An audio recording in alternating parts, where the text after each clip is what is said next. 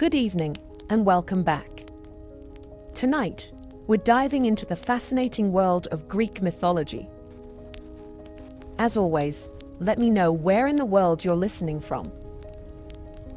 Get cozy, settle in, and let's begin. In the beginning, there was no Olympus, no earth, no sea, no sky. There was only chaos. And chaos was not the kind of chaos modern tongues describe. Disorder, confusion, frenzy. It was older than language itself. Chaos was a yawning void, a gaping nothingness without form or direction. It was not evil, nor good, nor even neutral. It simply was. From that ancient nothing came the first stirrings of existence. Gaia, the earth, vast and unshaking. Tartarus, the abyss beneath the earth, dark and dreadful. And Eros, the force of love and desire, the binding agent of all future creation. These were not gods as we think of them, not yet, but elemental truths given form.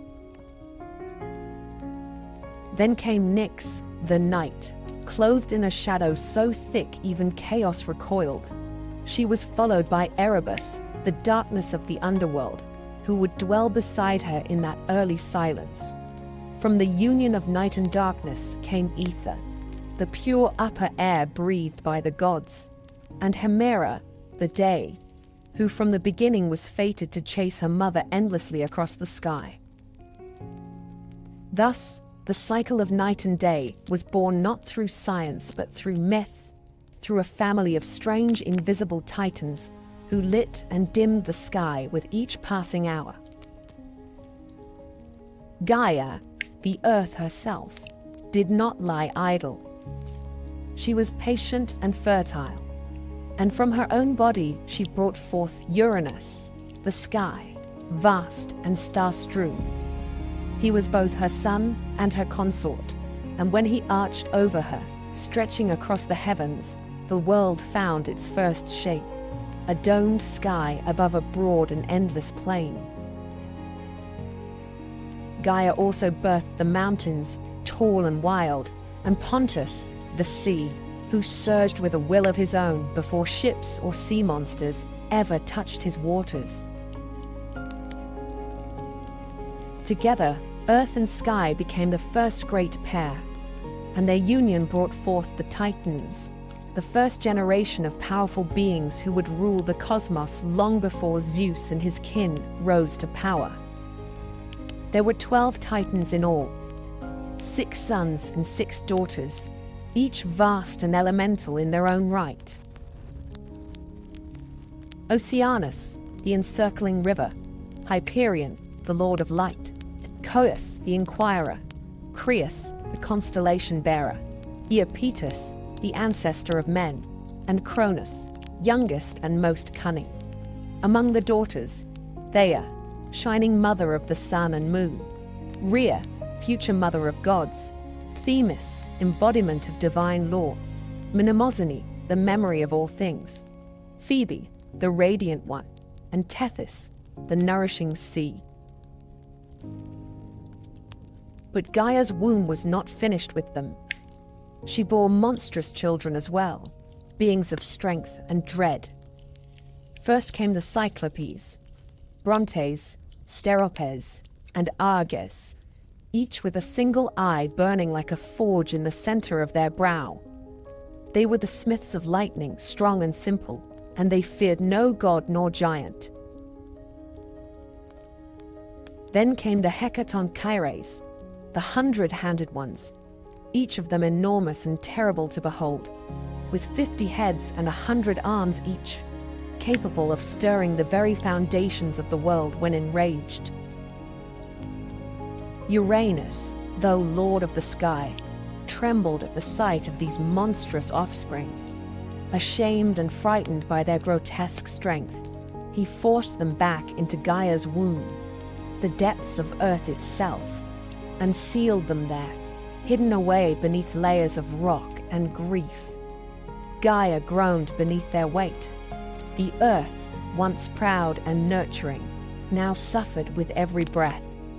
It was in this pain that she began to scheme.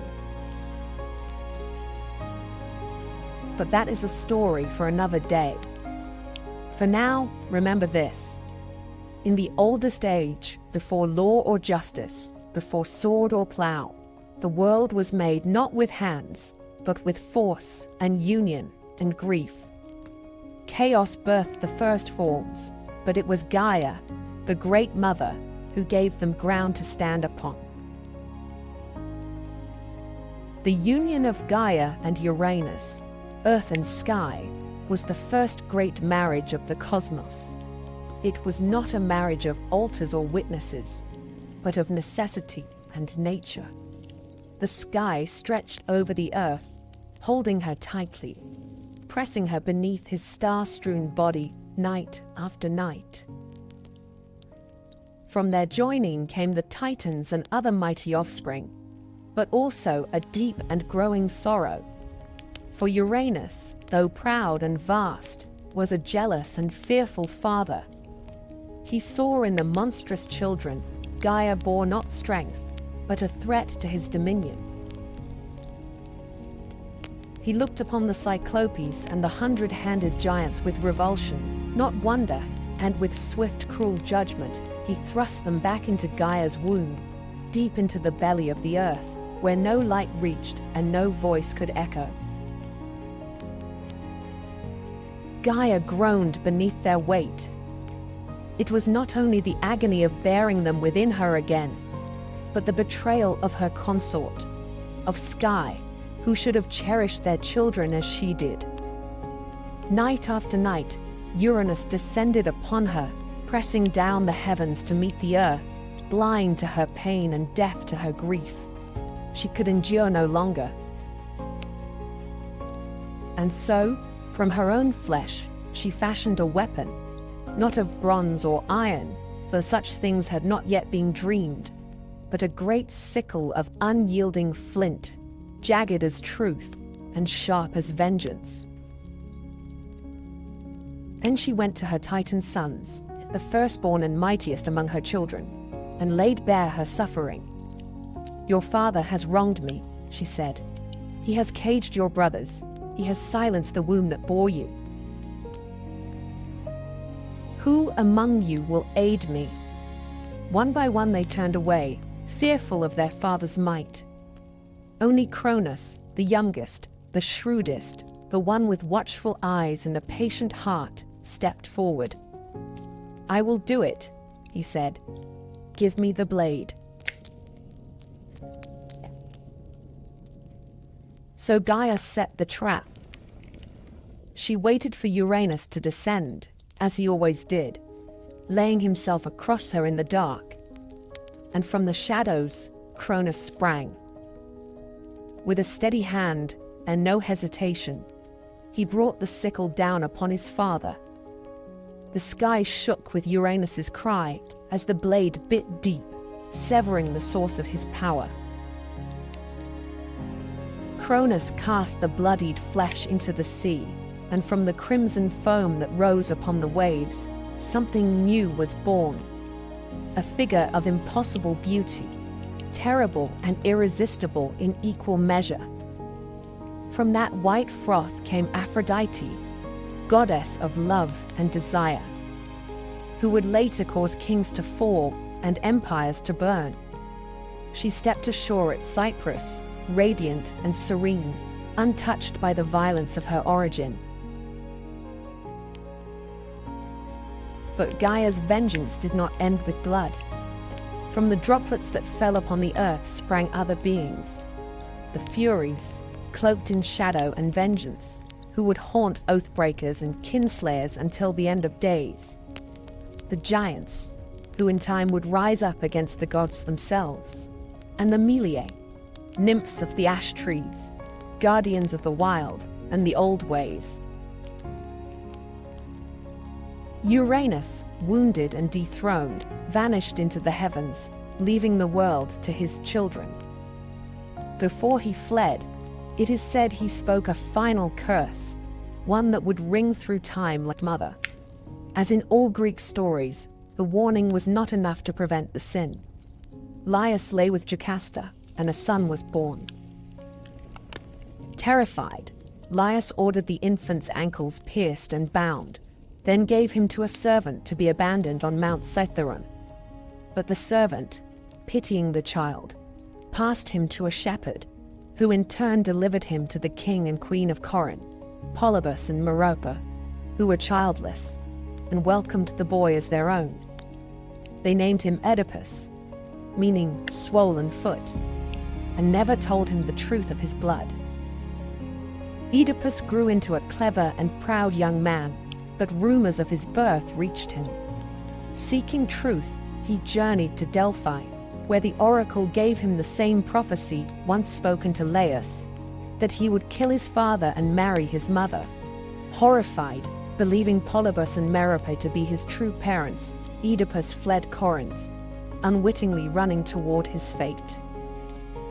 On the road, at a crossroads near Daulis, he encountered a stranger, old, proud, and imperious. A quarrel broke out over the right of passage, and in the heat of rage, Oedipus slew the man and his attendants, never knowing that he had just killed his true father, Laius. He continued on to Thebes, which was under siege, not by an army, but by the Sphinx, a creature with the body of a lion, wings of an eagle, and the face of a woman. She devoured all who failed to answer her riddle. What walks on 4 legs in the morning, 2 at noon, and 3 in the evening? Oedipus answered without hesitation. Man. The Sphinx, defeated, threw herself from a cliff. Thebes rejoiced. The city's deliverer was made king, and in gratitude, he was given the widowed queen as his bride, Jocasta, his mother. Years passed. Oedipus ruled well and had 4 children, Eteocles, Polynices, Antigone, and Ismene. But plague fell upon Thebes, and the oracle proclaimed the land was cursed by unpunished blood. Slowly, terribly, the truth unraveled. The old man at the crossroads, the queen's grief, the scarred feet, the servant who survived, and the blind prophet Tiresias, who named the king as both father and brother, son and husband. Jocasta hanged herself. Oedipus took her brooches and blinded himself, piercing his own eyes. He begged to be exiled, and wandered the land as a wretched figure, guided only by Antigone's hand. In the hills near Colonus, he found sanctuary and, at last, a quiet death, swallowed by the earth, his grave a secret kept by the gods. But his children did not escape the curse. Eteocles and Polynices fought for the throne. When Polynices was exiled, he raised an army from Argos and led the 7 against Thebes, a war that bathed the city in blood. The brothers slew each other in single combat at the gates. Thebes survived, but its soul was broken. Antigone, the last to carry the old honor, buried her brother despite royal decree. For this, she was condemned by her uncle, Creon, and buried alive. The gods sent madness and death to his house as punishment. Thebes endured, but its kingship became a revolving door of ruin. The tale of Oedipus is not one of monsters slain or cities built. It is a tale of fate, of how a man may do all he can to outrun a prophecy and still run straight into its arms. It is a tragedy not born of evil, but of ignorance, of a man who sought the truth and was destroyed by it. The house of Thebes, for all its glory, was built upon the bones of serpents and riddles, and no riddle, no matter how cleverly answered, can change the will of the gods. Of all the wars that ever ravaged mortal soil, none would echo louder than the one fought for a woman's face, a war of oaths and pride, of beauty and betrayal, of gods and kings, and the fall of empires. It began not with spears or fire, but with a wedding, one that all the gods were invited to, save for one. Eris, goddess of discord, was not welcome at the marriage of Peleus and Thetis, the sea nymph fated to bear a son greater than his father. In her fury, Eris cast into the feast a golden apple, inscribed with 3 words that would shatter kingdoms: to the fairest. The apple was claimed by Hera, Athena, and Aphrodite, each believing herself most worthy of its gleam. To settle the dispute, they turned to a mortal shepherd prince, Paris, son of King Priam of Troy, who had been exiled to the hills after an omen foretold he would one day burn the city of his birth. The gods brought him to judgment on Mount Ida, and one by one they offered bribes. Hera promised kingship over all men. Athena pledged wisdom and victory in war. But Aphrodite, with a smile like soft thunder, offered him the love of the most beautiful woman in the world. Paris chose love. And thus, Helen of Sparta, daughter of Zeus and Leda, wife of Menelaus, was marked. She had many suitors in her youth, princes and kings from across Achaea, drawn not only by her beauty, but by the promise of bloodlines that reached Olympus. Her mortal father, King Tyndareus, feared the war her hand would spark. On the advice of Odysseus, he bound the suitors with a sacred oath that whoever won Helen, all the others would swear to defend that union, to punish any who dared violate it. The pact was made with laughter, but oaths, once sealed, bind more than men. They bind fate. Menelaus, brother to King Agamemnon of Mycenae, won her hand. Their rule in Sparta was just, their kingdom strong. But when Paris came to visit, under the pretense of peace and guest right, he saw Helen, and saw in her the prize Aphrodite had promised. Whether she went with him willingly or was taken remains a matter of song and shadow. The poets disagree, but when Paris sailed back across the Aegean, Helen was with him, and in that hour, the war began. Menelaus raged. He called upon the oath, and all who had sworn it answered: Odysseus of Ithaca, clever and reluctant; Nestor, the old sage of Pylos; Ajax the greater, son of Telamon, towering and grim; Ajax the lesser, swift and fierce; Diomedes of Argos, brave and battle-hungry; Idomeneus of Crete, stalwart and steady. From all the corners of Hellas they came, kings, princes, and warlords. Only 2 held back. Odysseus, who pretended madness, sowing salt into his fields, until a clever envoy placed his infant son before the plough; and Achilles, son of Thetis, who was hidden by his mother among the daughters of Lycomedes, dressed in silk to escape a fate she foresaw. But the Greeks found him, Odysseus again, tricking Achilles with a spear and shield amid gifts of jewelry. And the boy chose war. They gathered at Aulis, a fleet of 1,000 ships, bronze gleaming and sails like thunderclouds. But the winds did not rise. The ships sat idle, and the men grew restless. The seer Calchas revealed that Artemis had been offended, perhaps by a boast, perhaps by a slain stag, and that only a great sacrifice would appease her. The name he spoke was Iphigenia, daughter of Agamemnon. There are stories of lies told to bring her to Aulis under the guise of marriage to Achilles, of her weeping mother Clytemnestra, of the moment the blade fell, or of a last-moment rescue, with Artemis spiriting the girl away and replacing her with a deer. But in most tellings the blood was real. and the gods watched as the king killed his own child for the sake of war. The winds came. The fleet sailed east, and the world changed. The Greeks set foot on Trojan shores, not as raiders, but as judgment itself. For 10 years they would camp beneath the walls of Ilium, the great city ruled by Priam, defended by his sons, Hector, noble and doomed, Paris, beautiful and weak, Deiphobus, Helenus, and the others. The gods chose sides. Hera, Athena, and Poseidon stood with the Greeks.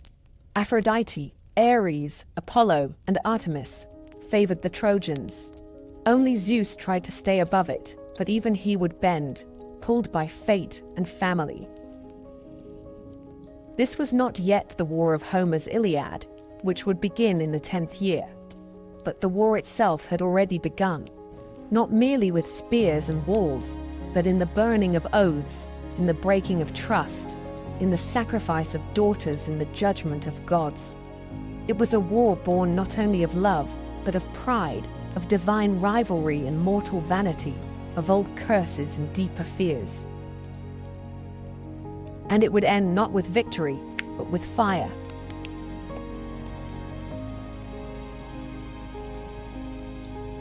By the time Homer's Iliad begins, the war at Troy has endured for 9 long years.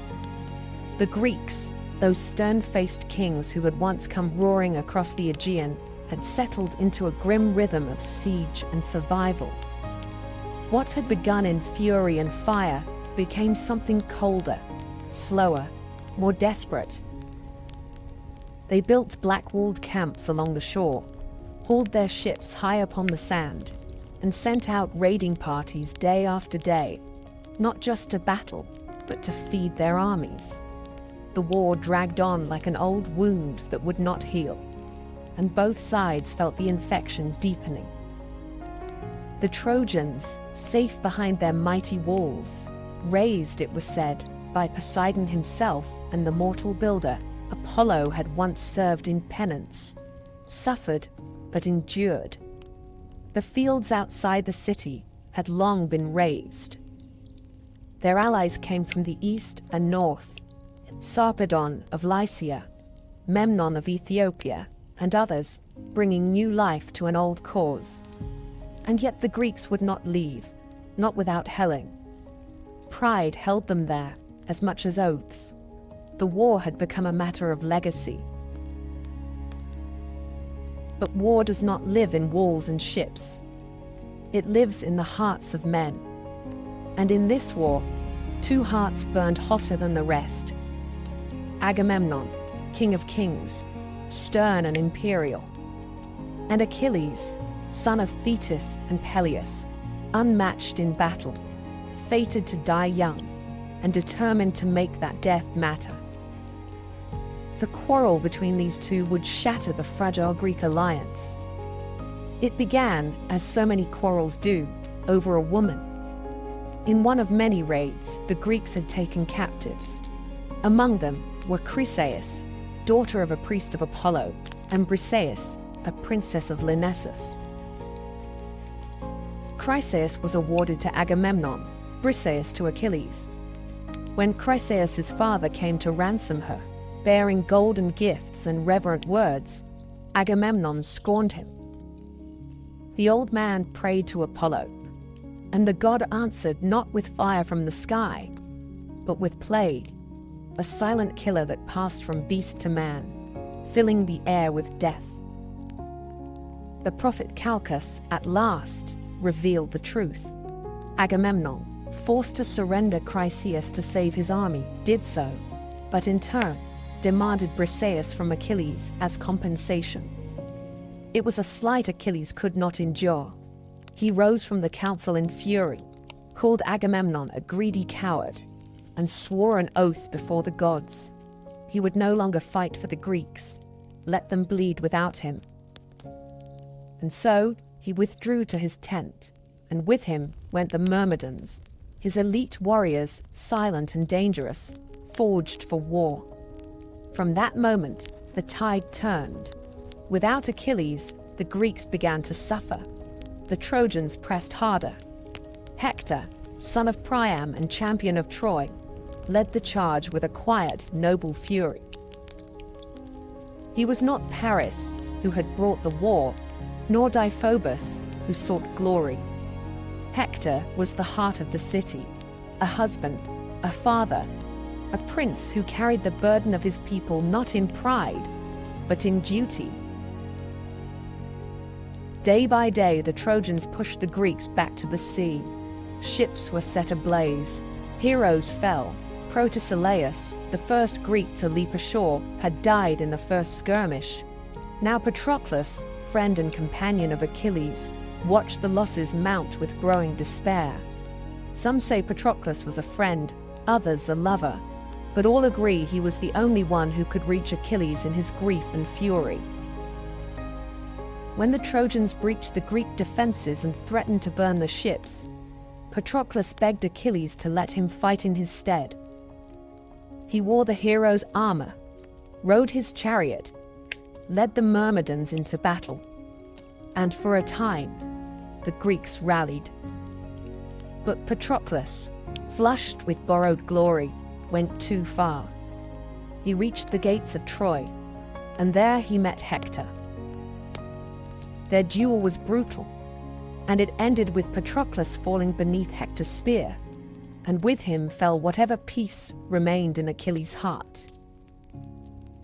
When Achilles learned of his death, his grief shook the camp. He did not weep like a man. He howled like a storm god, filled with rage and ruin. He returned to battle, not for glory, not for oaths, but for vengeance. His mother, Thetis, brought him new armor forged by Hephaestus himself, bronze that gleamed like the sun, a shield carved with the history of the world.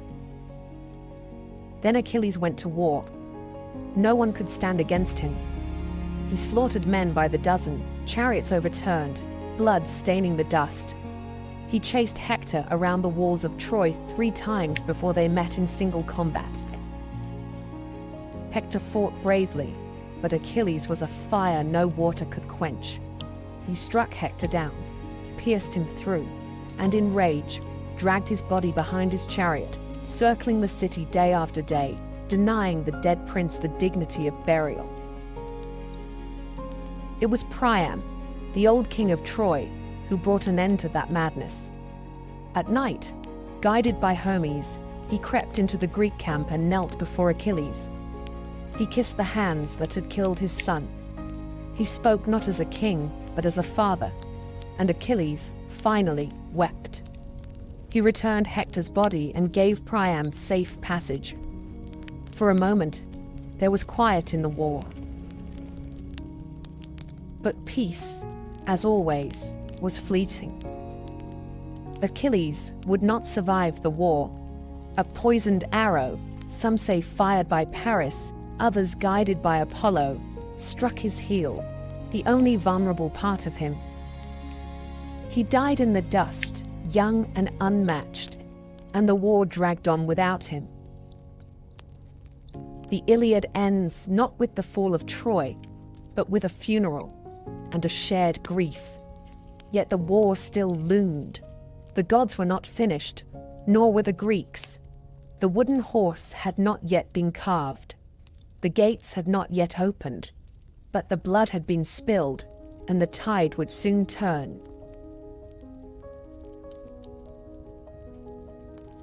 The war had bled the land dry. 10 years of siege had turned warriors into husks, kings into ghosts, and heroes into memories.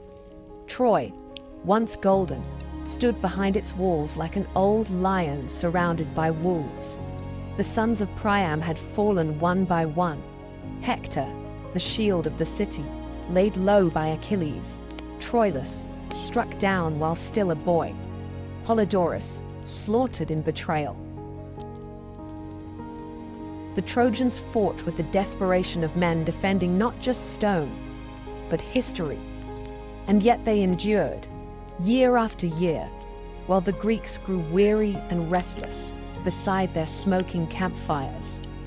Then, just as the gods began to turn their gaze elsewhere. The Greeks vanished. At dawn, the Trojans climbed their towers and saw no sails upon the sea. The ships were gone. In their place, on the plain outside the Scaean gate, stood a colossal wooden horse, tall as a temple, its flanks stitched from smooth planked cedar, its mane carved in honor of Poseidon. No soldiers stirred, no weapons clashed. The war, it seemed, had ended in silence. Troy did not rejoice easily. Priam, old and cautious, questioned what he saw. Others urged caution. But it was Sinon, a cunning Greek left behind, who broke the city's fate wide open. Pretending to be a deserter, he spun a tale so clever it might have come from Odysseus's own mouth. The horse, he said, was an offering to Athena, a peace token left behind after the Greeks had sailed away. If the Trojans brought it into their city, it would guarantee their dominance for generations. But if they dared destroy it, ruin would follow. Only Laocoon, priest of Poseidon, spoke the truth.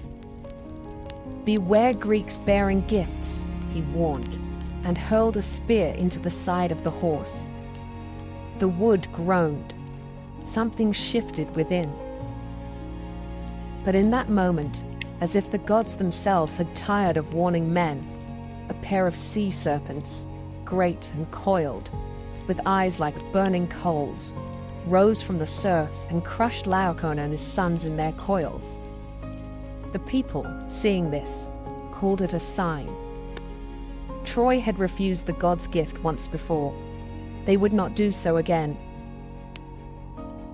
With ropes and wheels, with cheers and hymns, they brought the horse inside their walls. That night, while the city feasted and the fires died down to embers, a trapdoor in the belly of the beast opened with a groan like thunder. Out came Odysseus, Menelaus, Neoptolemus, Diomedes, and others, hand-picked for cruelty and cunning.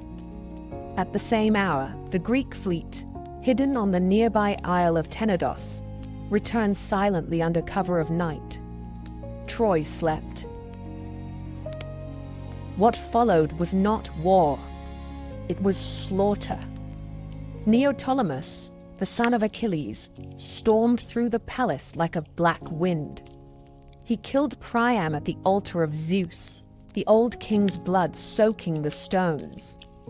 Cassandra, daughter of Priam, and cursed prophetess, was dragged screaming from the temple of Athena, her warnings once again unheard.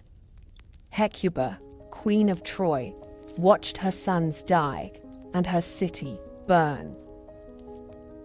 The Greeks showed no mercy. Astyanax, Hector's infant son, was thrown from the walls so no heir might one day rise. Temples were desecrated, women taken, and the city of Troy, once the pride of Asia, was given to flame. Helen, whose face had launched 1,000 ships, was found in the palace. Some say she wept and begged for forgiveness. Others say she stood proud, untouched by grief. Menelaus, blade in hand, looked into her eyes and dropped the sword. He took her back to Sparta, and the war, at last, claimed its final victory. When dawn rose over the plain, nothing remained but smoke and ash. The walls had fallen. The gods turned their eyes away. But the war did not end cleanly. The victors carried their own curses. Ajax the Lesser, who raped Cassandra in Athena's temple, was drowned at sea. Agamemnon, returning home with Cassandra as a concubine, was murdered in his bath by his wife Clytemnestra. The house of Atreus bled on. Menelaus and Helen returned to Sparta, but their names were never clean again. Diomedes, Nestor, and others wandered into obscurity or exile. Odysseus, cursed by Poseidon, would not see home for 10 long years. His tale, a winding odyssey of shipwreck and monsters, would become its own legend, shaped by gods and loss. Only Aeneas, son of Anchises and Aphrodite, escaped Troy with his father on his back and his son by the hand. Guided by omens and stars, he carried the last ember of Troy westward, toward Italy. From his blood, so the Romans would later claim, came Romulus, Remus, and an empire even mightier than Troy. The fall of Troy was not just the end of a city, it was the end of an age, the heroic age, where men dined with gods, where glory mattered more than peace, and where fate was carved into flesh and stone. The wooden horse, the fire, the betrayal, the mourning women. These were the final notes of a song that began with an apple and ended in ruin. The walls that had defied 10 years of siege fell in a single night, and the ashes of Troy drifted out to sea, borne on winds that did not care who had won.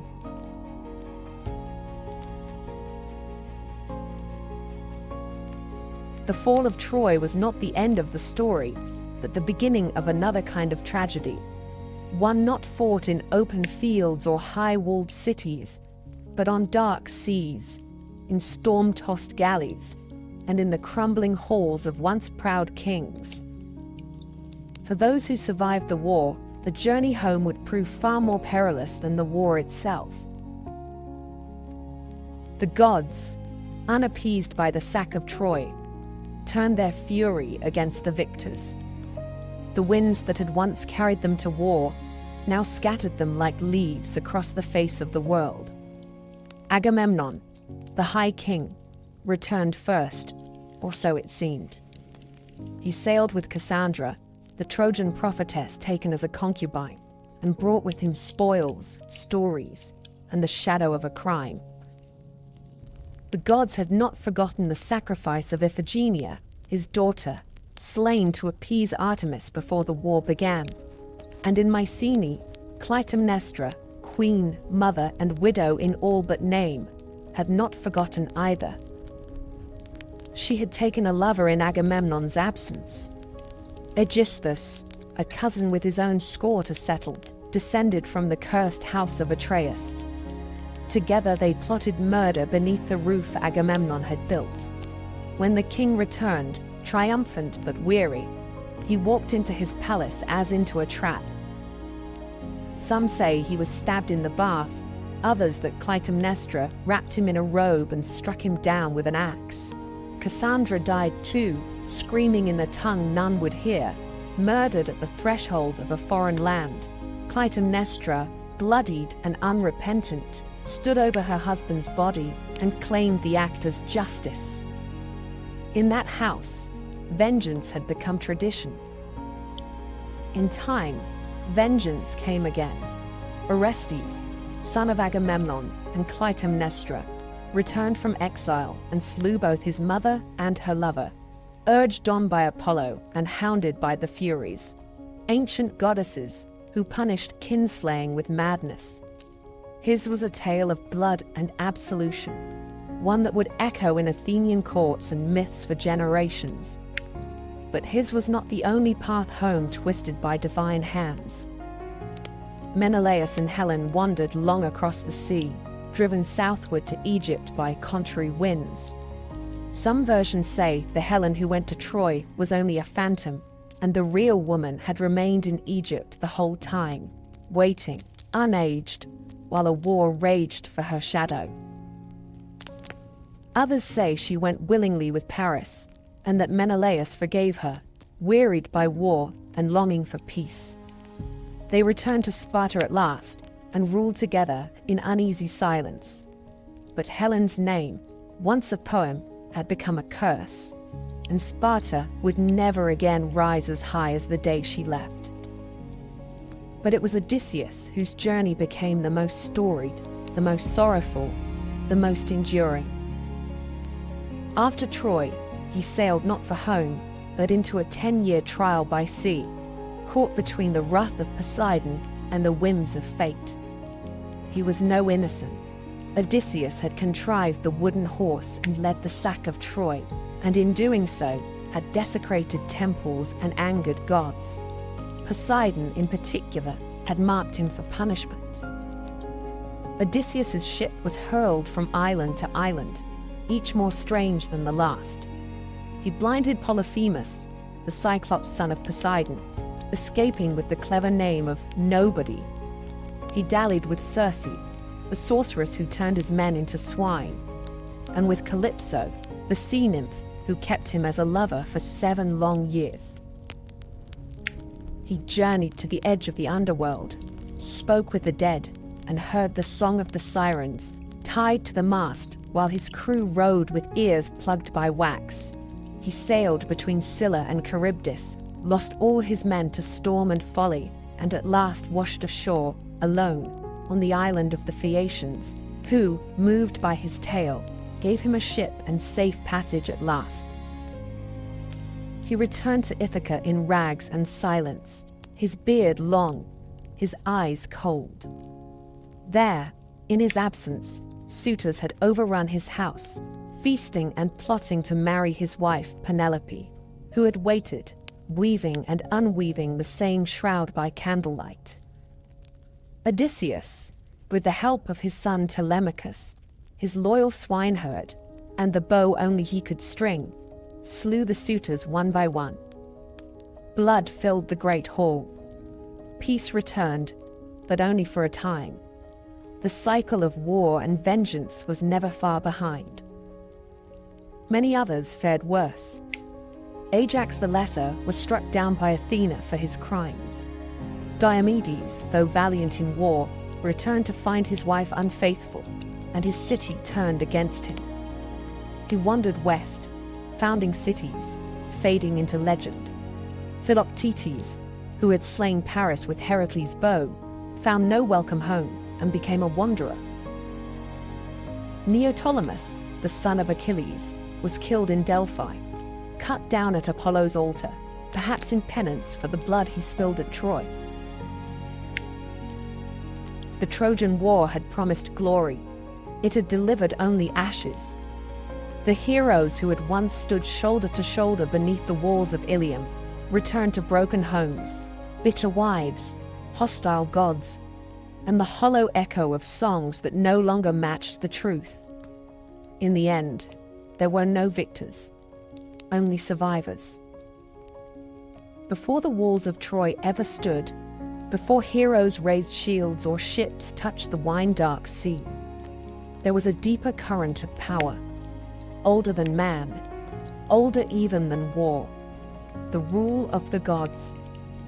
Their stories are often whispered beneath the tales of mortals, but it was the Olympians who wove the very fabric of fate. And it was not always they who ruled. Before Olympus, there was chaos, and after chaos came Gaia, Uranus, Cronus, and the slow, violent birth of divine order. The age of the Titans had ended with fire and thunder. Zeus, youngest of Cronus's children, had risen against his father, freed his siblings from the belly of the sky god, and cast the Titans into the black pit of Tartarus. In their place rose the Olympians, 12 in number, though their names and thrones shifted with time. Zeus, Hera, Poseidon, Demeter, Hestia, Athena, Apollo, Artemis, Ares, Aphrodite, Hephaestus, and Hermes. Upon Mount Olympus, they built a new order, not kinder than the one before, but shrewder, more complex, and far more entangled with the fates of mortals. Zeus ruled from his golden throne, the thunderbolt always within reach, his voice law among gods and men. But his rule was not born solely from strength. He was a king who understood alliances, who rewarded loyalty and punished betrayal. He divided the world among his brothers, the sky for himself, the sea to Poseidon, and the underworld to Hades. Earth and Olympus they shared in uneasy balance. Around him, the new pantheon took shape. Hera, his sister and queen, reigned as goddess of marriage and childbirth, though her days were spent in fury and suspicion, for Zeus was never faithful. His liaisons were countless, with goddesses, nymphs, and mortal women alike, each union producing children who would rattle the world: Heracles, Perseus, Helen, Minos, and many more. Hera, ever watchful, punished his lovers and their offspring with wrath both cold and enduring. Beside them stood Athena, born not from a womb, but from Zeus's own skull, fully formed and armored, the goddess of wisdom and warcraft. She favored mortals who used cleverness over brute force, Odysseus above all, and guided cities like Athens to flourish under law and reason. Unlike Ares, who delighted in slaughter, Athena's warfare was disciplined and precise. Her presence marked the Olympian era as one of intellect as much as strength. Apollo and Artemis, twin children of Leto, brought light and shadow in equal measure. Apollo, golden-haired and radiant, ruled over prophecy, music, and healing. He claimed the oracle at Delphi, speaking in riddles through the Pythia, shaping kings and battles with a few cryptic words. Yet he could also bring plague, as he did upon the Achaeans at Troy. Artemis, his sister, roamed the forests untouched by men, a huntress and protector of wild things. She asked no permission and gave no forgiveness to those who trespassed her sacred groves.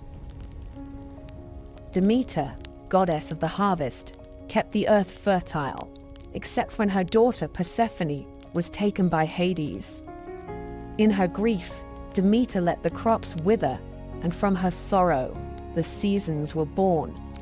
Her myth echoed through every field, every cold winter and warm spring, a cycle of mourning and return. Aphrodite, said by some to have risen from the sea foam where Uranus's severed flesh fell, ruled love and desire.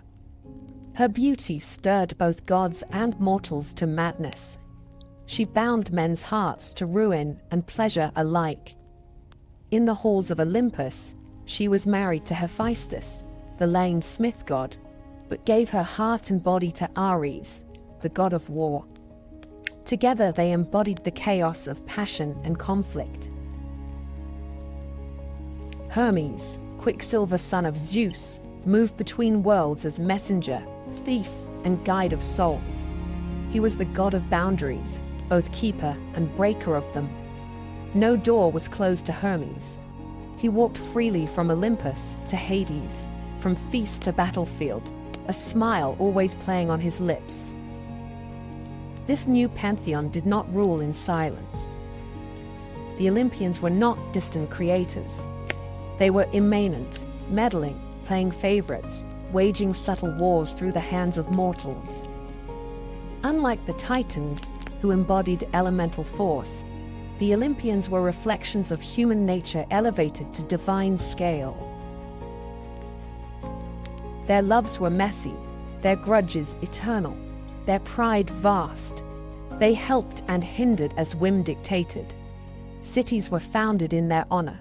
Sacrifices were burned for their favor. Oracles spoke their will, and every home kept a flame for Hestia, goddess of the hearth, who asked for little and gave peace in return. Yet beneath all their grandeur lay a constant truth. Their power, though vast, was not absolute. They could be bound by oaths, tricked by mortals, and undone by time. Even Zeus, in his glory, was haunted by the same fear that doomed his father, that one day a child of his would rise to overthrow him. His union with Thetis was abandoned for this reason.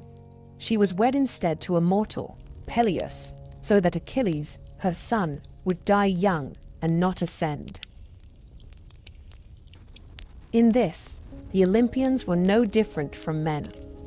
They feared loss, clung to thrones, and fought to keep their order intact. But for a time, they ruled, their names etched into every marble temple. their deeds sung in every song, their symbols carved into shields and coins. The age of heroes had held dominion over the world of men. And yet, from distant lands and whispered prophecies, came the faintest echo of change. New gods stirred beyond the horizon. The temples would not stay full forever. But Olympus, for now, still stood. The Olympians were mighty, but they were not unchallenged. Even as temples to Zeus reached toward the sky and Athena's wisdom lit the minds of city-states, darker gods walked the earth, gods of wine and madness, of death and rebirth, of things not carved into public altars but whispered in secret groves and torchlit caves. Chief among them was Dionysus, the last to take a seat on Olympus, and the only one who truly stood between the divine and the wild. Dionysus was no ordinary god. His birth alone defied the laws of nature and propriety. He was the son of Zeus and Semele, a mortal princess of Thebes. When Semele, tricked by Hera, demanded Zeus reveal his true divine form, she was consumed by his thunderous radiance. Yet from her ashes, Zeus plucked the unborn child and sewed him into his own thigh. Months later, Dionysus was born again. Twice born, they would call him. And from the moment of his second birth, his path was unlike any other Olympian's. He was raised not on Olympus, but in far corners of the world, among nymphs in Nysa, in the caves of India, in the company of satyrs and maenads. He wandered, not ruling from a throne, but roaming with flute and vine, his train of revelers trailing behind in ecstatic dance. Where he walked, vineyards bloomed and reason faltered. He was not merely the god of wine, but of alteration, of the thin, sacred line between civilization and chaos, between ecstasy and insanity. He inspired joy, yes, but also frenzy, and in frenzy, men and women alike might forget who they were. His arrival in Greece was not without resistance. Cities mocked his rites, kings barred his worship. One by one, he punished them. In Thebes, his mother's homeland, the young god returned disguised, his followers stirring unrest with drums and cries. Perseus, the rigid king, tried to suppress the madness. He arrested Dionysus, scoffed at the wild rites, and sought to spy on the women of the hills. But the god lured him into the woods dressed as a woman, and there, in a trance of divine madness, his own mother, Agave, led the maenads in tearing him limb from limb. Only when she returned to the city with her son's head on a thyrsus did the spell break, and the lesson settle like a shadow over all Thebes. Dionysus was the god of theater as well as intoxication, of masks and performance, of truths hidden within lies. His festivals became the heart of Greek drama, where comedies and tragedies alike were performed in his honor. Through masks and songs, the Greeks gave shape to fears and desires they dared not speak aloud. To worship Dionysus was not to bow before power, but to surrender to it completely. And with Dionysus came something new to the Greek world: mystery cults, religions of initiation, secrecy, and rebirth. Unlike the formal rites of Olympus, mystery cults promised something personal. In the Eleusinian mysteries, followers of Demeter and Persephone reenacted the story of descent and return, of a daughter lost to death and found again.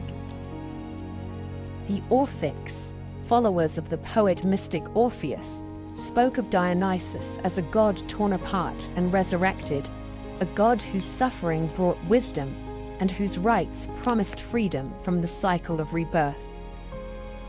These mysteries did not reject the Olympians, but they moved beneath them, quieter and deeper.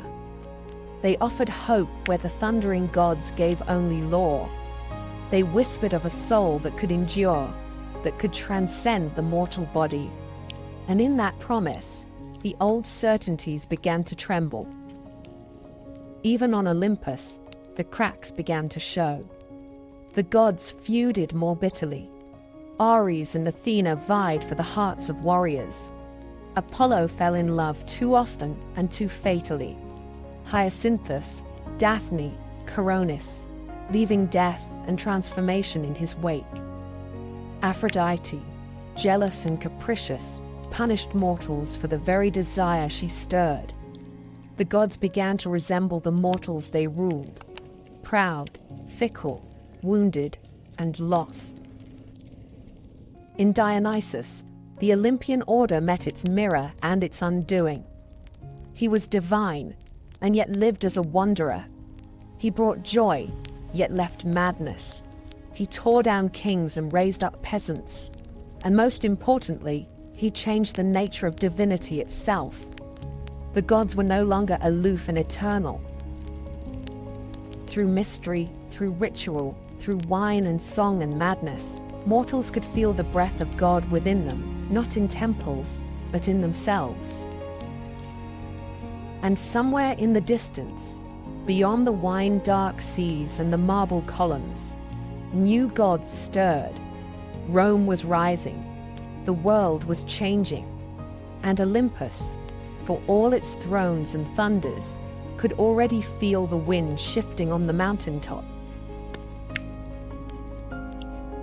The Olympians, for all their immortality and glory, did not confine their stories to the high halls of Olympus. They descended, again and again, into the world of men. In the form of lovers, tempters, warriors, or punishers, they mingled with mortals, and left behind not just oracles or omens, but children. These children of gods and mortals, demigods, were born into a world that neither fully embraced them nor could ever fully contain them. Some became kings, others monsters, but a few became legends, their stories lasting longer than the walls of Troy or even the temples of the gods who sired them. Foremost among these was Heracles, the son of Zeus and Alcmene, a mortal queen of Thebes. His conception was marked by trickery. Zeus came to Alcmene in the form of her husband, drawing out the night so that it lasted twice as long. From that deception, Heracles was born, already shadowed by Hera's wrath. For Hera, the queen of heaven, could never abide her husband's infidelities, and she made the life of Heracles a crucible of torment. While still in his cradle, she sent serpents to kill him, and the infant strangled them with his bare hands. Heracles grew into a man of impossible strength, but it was not brute force that defined his legend. It was penance. In the fit of divinely sent madness, Hera's vengeance again, he killed his wife and children. Racked by grief, he sought purification at the oracle of Delphi. There, he was told to serve Eurystheus, a petty king, and complete 12 labors, each more impossible than the last. He wrestled the Nemean lion, whose hide no blade could pierce. He slew the Lernaean hydra, cauterizing each writhing neck.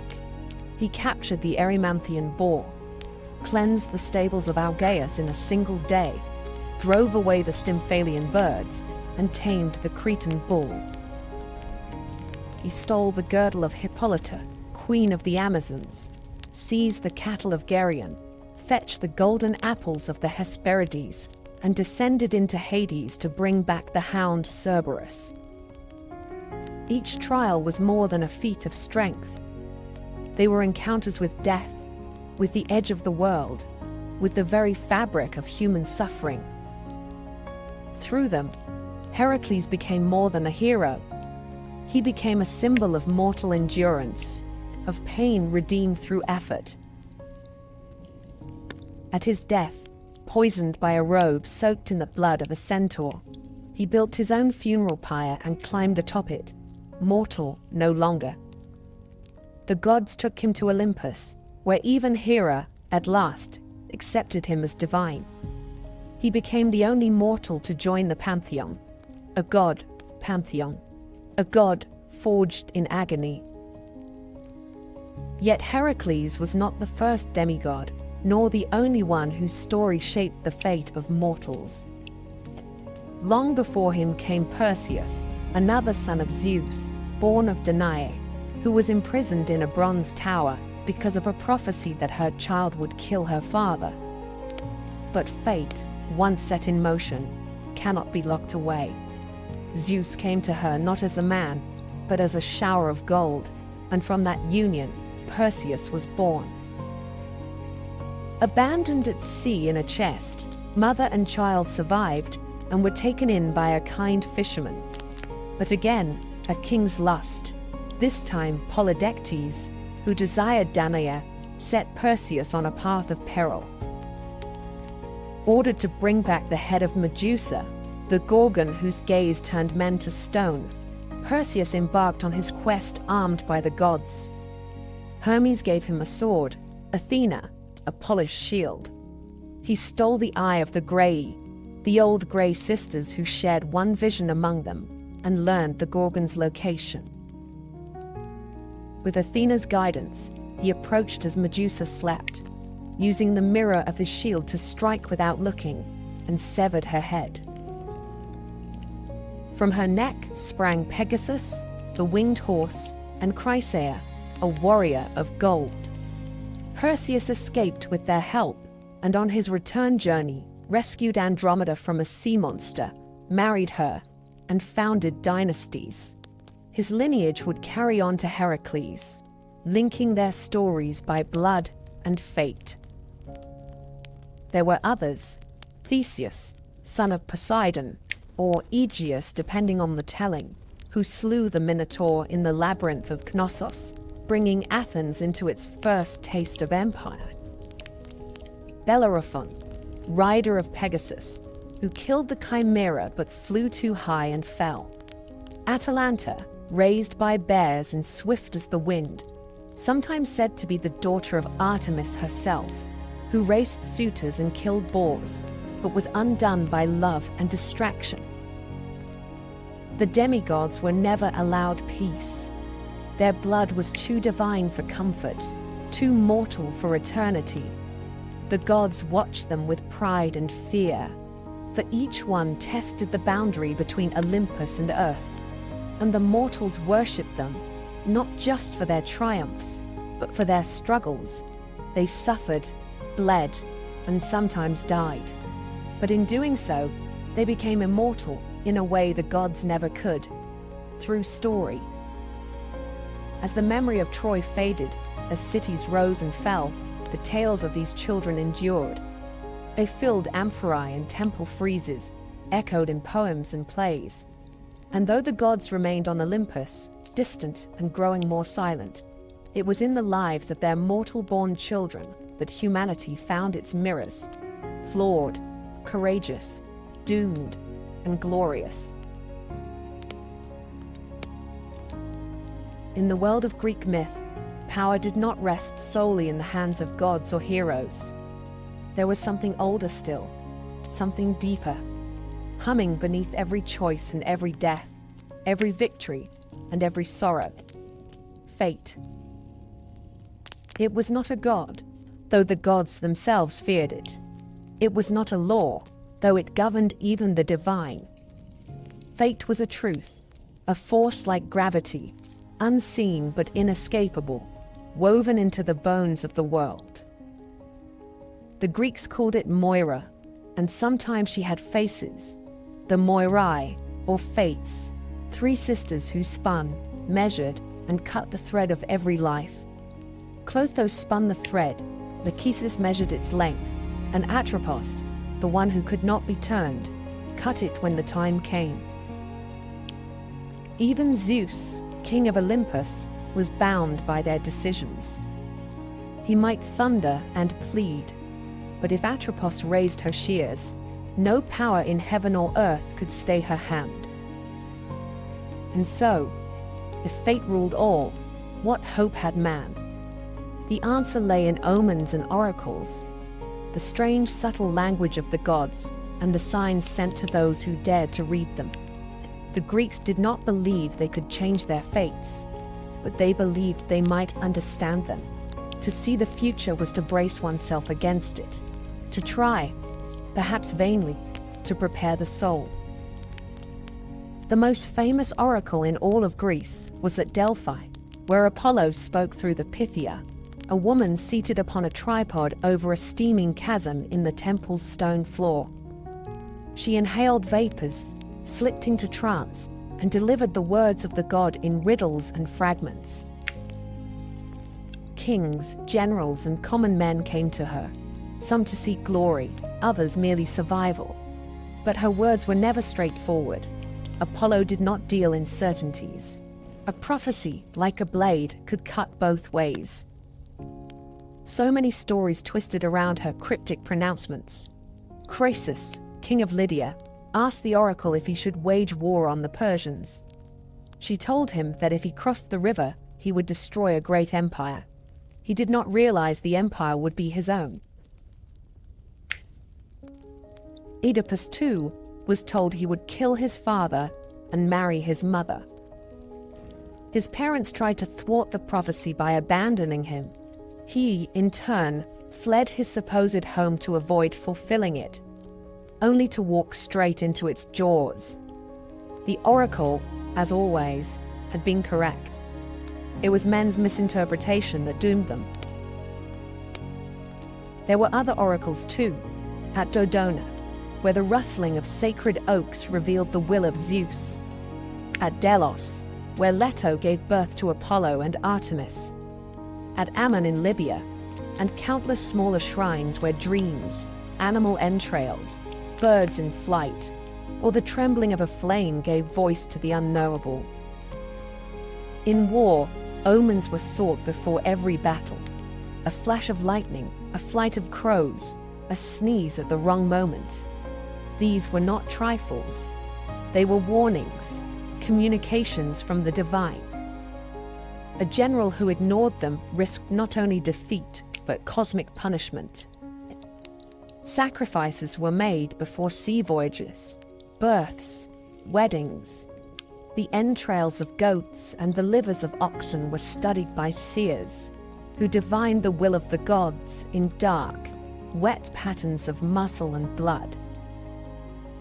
The art of reading omens became its own power. Seers like Calchas, who guided the Greeks at Troy, or Tiresias, the blind prophet of Thebes, held influence equal to kings. Tiresias in particular, touched by both male and female life, was said to have lived 7 generations, his wisdom unrivaled, his visions sometimes a curse to those who asked for them. But oracles and omens were not mere superstitions. They represented something deeper, the Greek understanding that mortals were not in control. No matter how mighty the hero, how noble the bloodline, how loyal the heart, the wheel of fate turned ever on. And in that turning, all must one day be broken. The gift of prophecy was not power, it was awareness. And awareness, too late, was often indistinguishable from tragedy. Still, men sought prophecy.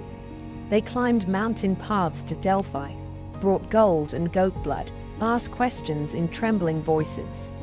For even if fate could not be changed, it could be faced. To know the storm was coming was not to stop it, but it was, perhaps, to die with eyes open. In this tension, between knowledge and helplessness, between the known and the feared, the Greeks found meaning. Their stories were not about victory over destiny, but dignity within it. Even the gods watched the loom of the fates, unable to sever the threads they disliked. Hector knew he would die, and still strapped on his armor. Achilles knew he would not return, and still sailed to Troy. Oedipus sought to flee his doom, and instead ran headlong into it. And the Pythia kept breathing, year after year, whispering riddles in the smoke, her voice the cold breath of a world that had already decided what was to come.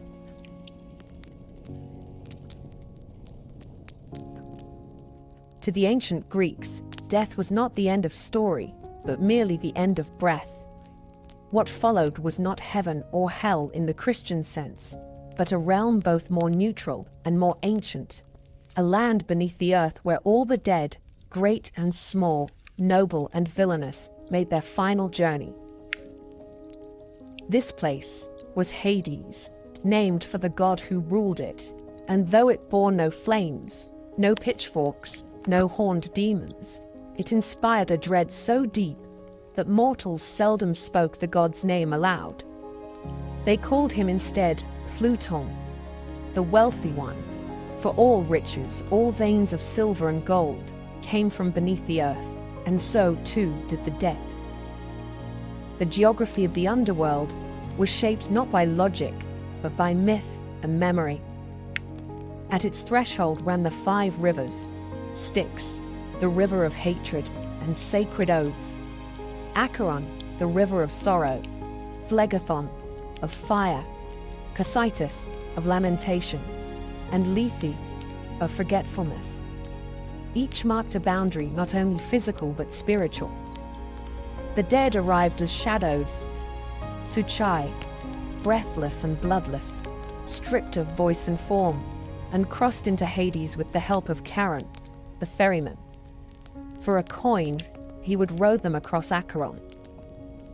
Those without proper burial, those who could not pay, were left to wander the shores for 100 years, whispering and weeping. Upon entry, the souls were met by Cerberus, the 3-headed hound who kept the dead in and the living out. Beyond him stretched the plains of Asphodel, grey and dim, where most souls drifted in forgetful silence, murmuring like dry leaves. But not all fates were equal.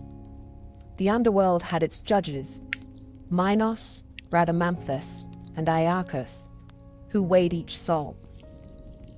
The truly wicked were cast into Tartarus, a chasm of torment deeper than even the Titan's prison, where oath-breakers, murderers, and traitors suffered torments crafted to mirror their crimes.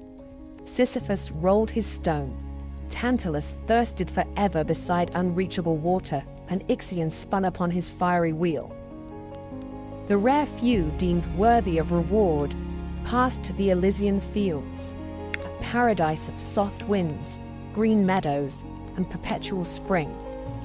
There, heroes might linger in comfort, their memories intact, their deeds honored. Still fewer souls might choose to be reborn, passing through the river Lethe to forget their past lives, beginning the cycle anew.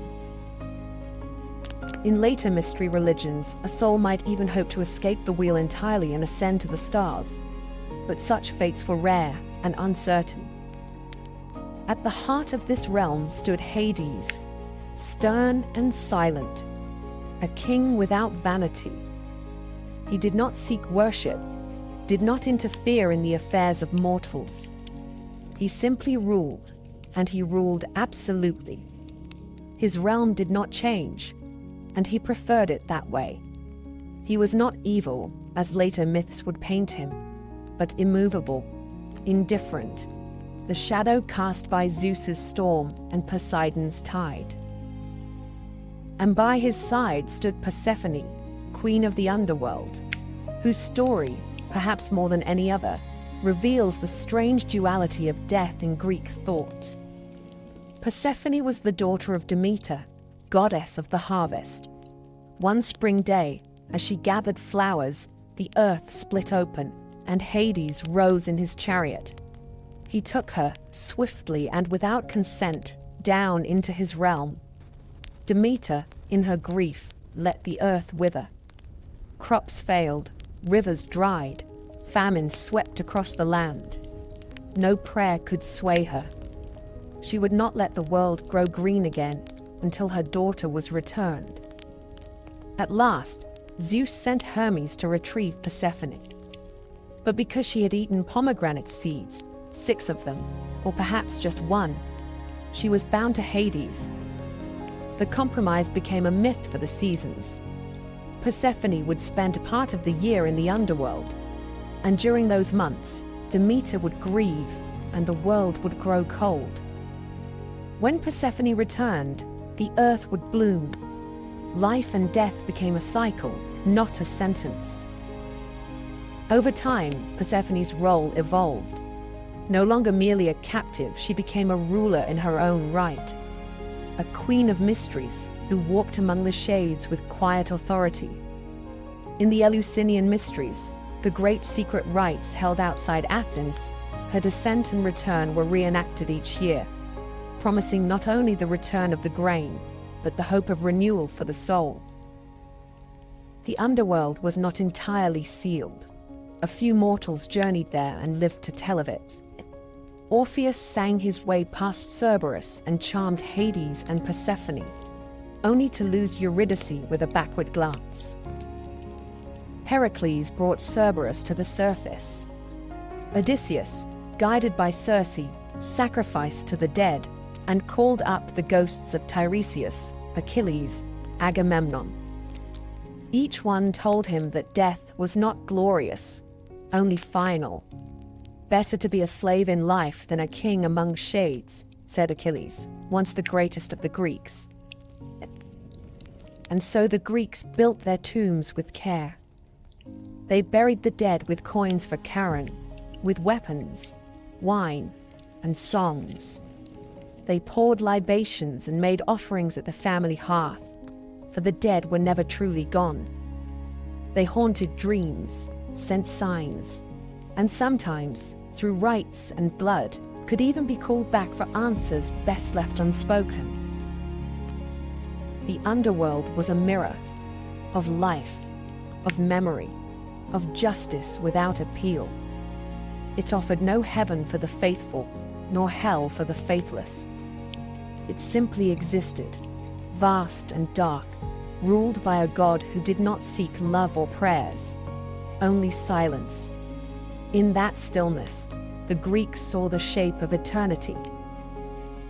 And in the stories they told of Hades and Persephone, of shadows and judgment, of rivers and thrones beneath the earth, they gave death its place in the order of the cosmos, not as a punishment, but as a passage. Even the gods are not immortal, not in memory, not in power, and not in reverence. There comes a moment in every mythic cycle where the divine grows quiet, where once vivid figures fade from the edges of men's dreams, and thrones once built in thunder are worn smooth by time.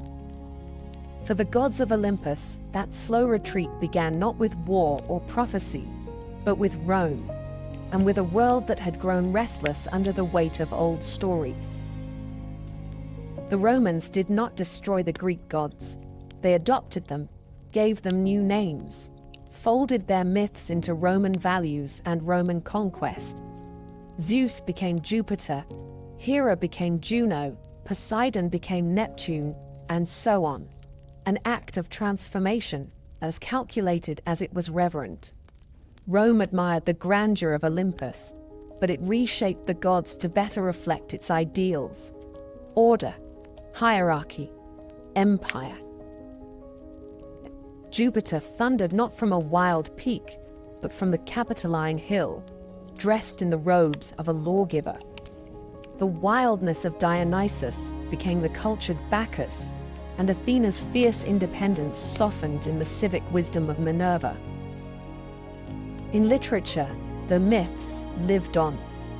Ovid, in his Metamorphoses, retold the old tales in golden Latin, often with irony, always with poetic grace. Virgil, in the Aeneid, made the gods instruments of fate, pulling strings behind Rome's founding. But something had shifted. In Homer, the gods strode the battlefield, naked in their passions, visible in the dust and blood. In Roman myth, they had become symbolic, distant, politicized. They no longer intervened as freely. They had become themes more than presences. And as the empire expanded, so too did its encounters with new gods and ideas. From the east came Mithras, a deity born from stone, slayer of cosmic bulls. From Egypt came Isis, mother of magic and life, wrapped in silks and secrets. From Judea came a single, invisible god, one who forbade images, scorned idols, and made no room for divine siblings or thunder-wielding kings. These new cults did not simply compete with the Olympians. They undermined the entire architecture of Greek belief. Where the old gods ruled by appetite and hierarchy, these new faiths offered moral clarity, unity, and salvation. At the same time, philosophy began to erode the mythic world from within.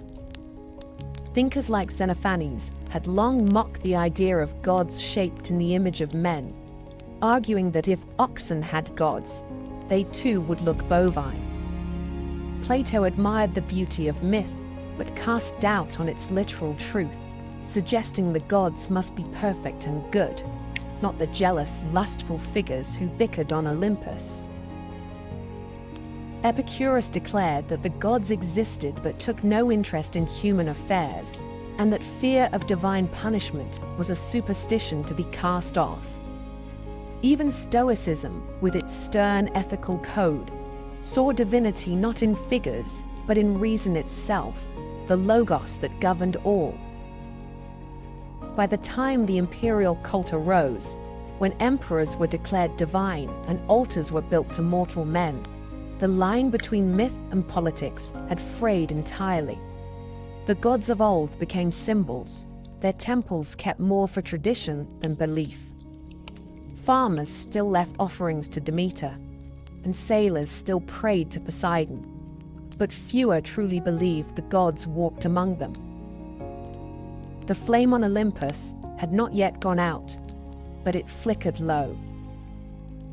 And then came the final blow, not from a rival cult, but from a revolution of faith. Christianity, once a fringe sect of persecuted believers, began to spread across the empire, carried not by sword, but by word. Its God was unseen, singular, and omnipotent. Its stories were not of lovers and vengeance, but of sin and salvation. In time, its temples replaced the old ones. Its hymns drowned out the liars. Its priests denounced the Olympians as demons or fictions. By the reign of Theodosius I, pagan temples were closed by law, the Olympic Games abolished, and the rites of sacrifice outlawed. The gods did not resist. There was no final war between Zeus and Christ, no divine siege of Jerusalem or Rome. The Olympians simply faded, like the last light of a long day. Their statues stood weathered and silent. Their altars went cold.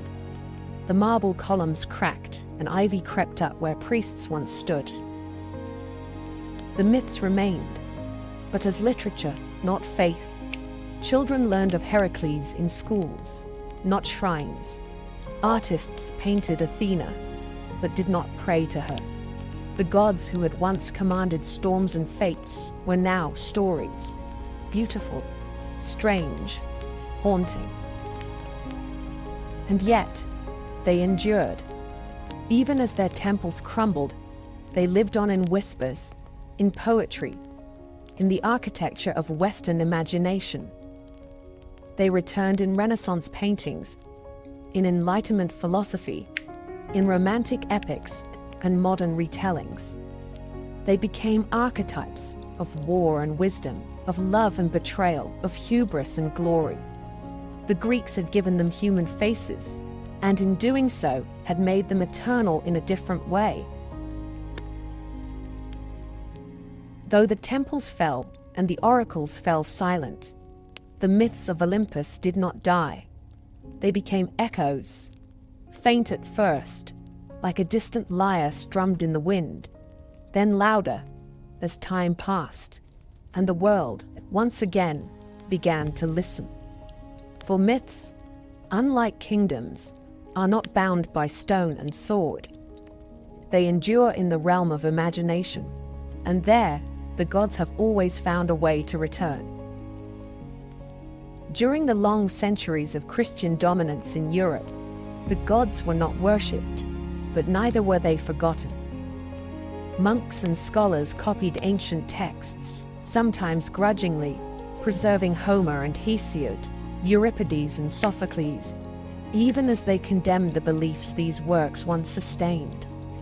The old stories survived not in temples but in libraries, tucked between sermons and treatises, waiting.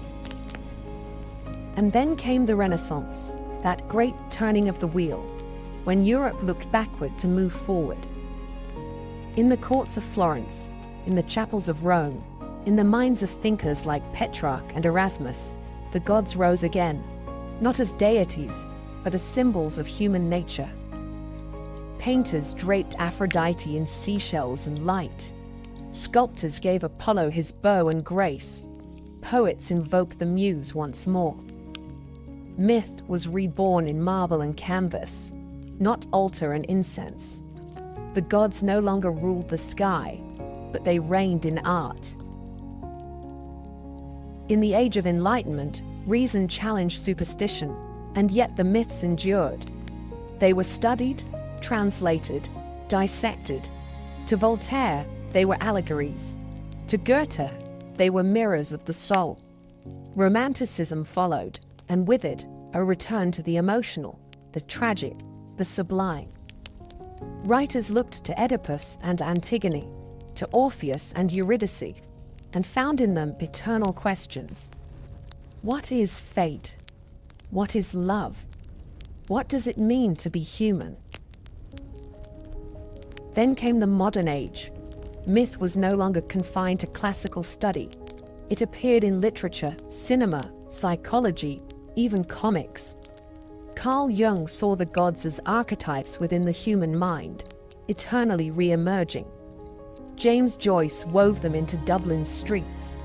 Rick Riordan reimagined them for schoolchildren in Manhattan. In Marvel and DC, the gods walked again, not in robes and sandals, but in armor and spandex. And always, in the background, there remained the old tales, unchanged. Odysseus still sailed. Heracles still labored. Persephone still rose each spring. They were not forgotten. They were simply translated, generation to generation, into new forms, new tongues, new dreams. Because myth is not fixed. It is living memory, shaped by those who carry it. What the Greeks gave us was not just a pantheon, but a framework, a way to explain the world, to wrestle with death, to honor beauty, to understand the self. Their gods were flawed, yes, but gloriously so. In them, we saw not perfection, but potential, the agony of choice, the thrill of risk, the pain of hubris, the comfort of ritual. They told us what we might become, and what we must fear. Even now, in a world of science and silence, the myths still murmur. You hear them in stories of chosen heroes, in fallen stars, in the slow turn of the seasons. A girl descends, and spring waits. A king defies prophecy and loses everything. A mother grieves the son. The faces change, but the truths do not. The gods may have left Olympus, but they never truly left us. They walk quietly now, in books and songs, in dreams and memories, in every tale that dares to reach beyond the mortal veil. They are not dead. They have simply moved. And now, the story ends. The winds on Mount Olympus are cold. The torches in Delphi are ash, but the myths remain. Good night.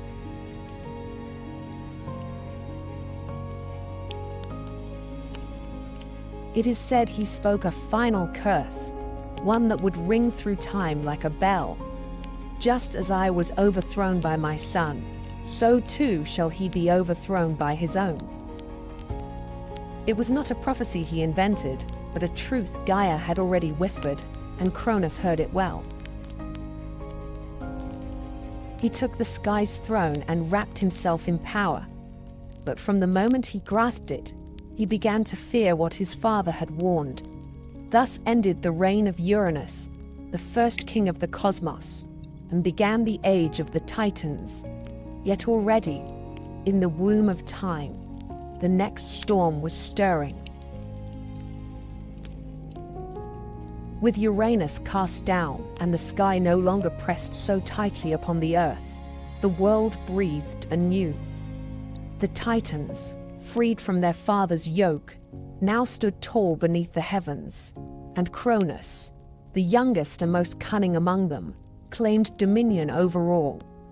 He was not a god of chaos or cruelty, as his father had been in the end, but he ruled with a cautious and suspicious heart. The sickle he had used to bring down Uranus remained hidden, buried in the earth or cast into the sea. Its blade remembered but unseen, like a secret sin. Cronus had delivered his mother from torment and his siblings from imprisonment. Yet from the very moment he sat the throne of the cosmos, his mind was troubled by the prophecy that had driven him to rebellion. The words of his dying father echoed through him like a second heartbeat, that he, too, would be cast down by his own child. So Cronus took a wife, as kings must. He chose Rhea, his sister, a titaness of gentle strength and deep wisdom, though her name would one day be spoken in the same breath as pain. Together, they ruled through a time that later poets would remember as a golden age, a time when mortals, newly created, lived in peace, free from suffering, untouched by winter or war, and the fruits of the earth ripened without need for toil. It was an age before kings had armies, before men built walls or worshipped temples, when justice moved unseen among humankind and no one locked their doors. But such peace, as the world has always known, does not last. In time, Rhea began to bear children. And as each was born, Cronus remembered his father's curse. He did not hesitate. The moment Rhea placed each newborn in his arms, first Hestia, then Demeter, then Hera, Hades, and Poseidon, he opened wide his jaws and swallowed them whole.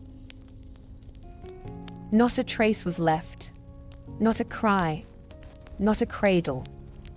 Only the knowledge that they were gone, hidden within their father's belly like seeds in winter soil. He told Rhea it was necessary, that he would not suffer the same fate as Uranus, that the throne must be protected.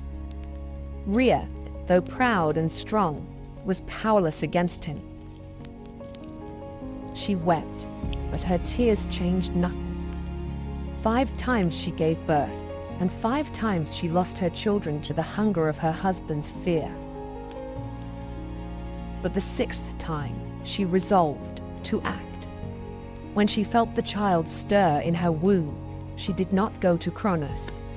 She fled instead to the island of Crete, where the mountains met the sky, and deep caves opened beneath the earth. There, hidden among shepherds and nymphs, she gave birth to her youngest son, Zeus. And from the moment of his birth, Rhea knew he was different. His cry shook the trees. His eyes opened before his first breath. And when he grasped her finger, he held it with the strength of fate itself.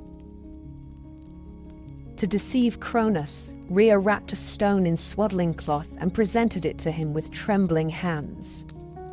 He swallowed it greedily, thinking the danger had passed. But beneath Mount Ida, the infant Zeus was nursed in secret. He was guarded by the Curetes, warriors who danced and clashed their shields to drown out the sound of his cries. and fed by the goat Amalthea, whose milk gave him strength beyond measure. And as Zeus grew, so did the storm that would one day break the world. Yet for now, the age of Cronus held. The sky was high, the earth was green, and the Titans ruled from their thrones, oblivious to the gathering wind.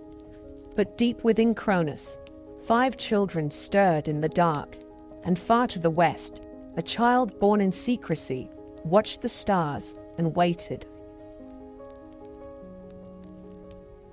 In the hidden folds of Mount Ida, where the air was thin and the wind whispered ancient names through stone and pine, Zeus grew to manhood. Raised in secret, far from his father's gaze, he learned of the world not through books or scrolls, but from the silence of the high peaks, the rustling of leaves, and the cautious stories murmured by his guardians in firelight. He drank the milk of the divine goat Amalthea, who had nourished him from birth, and from her broken horn, torn by accident or omen, was born the cornucopia, symbol of endless bounty.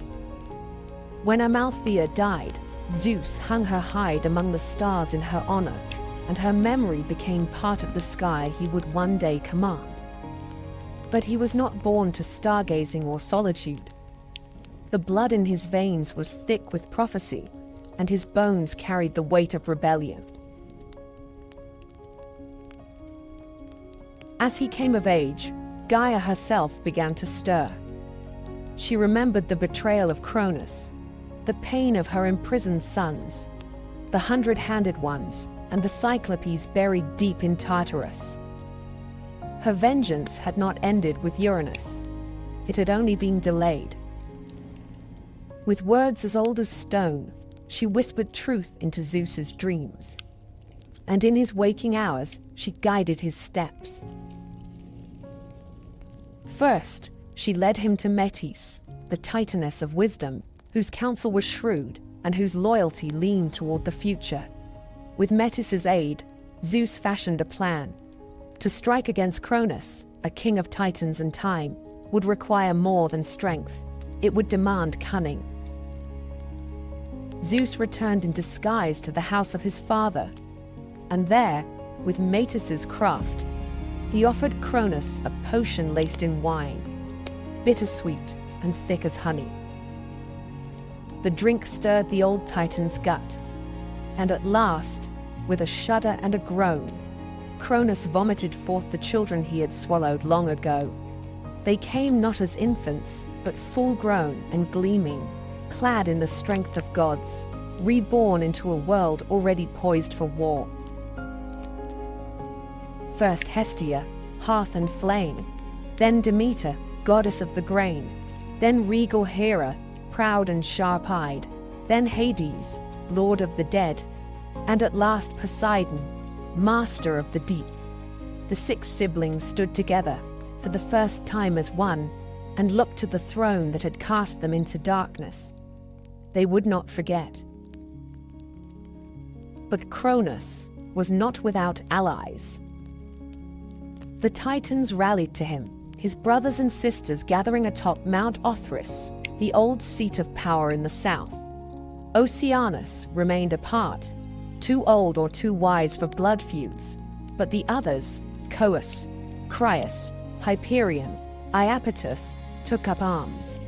So began the war the poets called Titanomachy, the clash of Titans and Olympians, a war that tore across the heavens and split the earth to its core.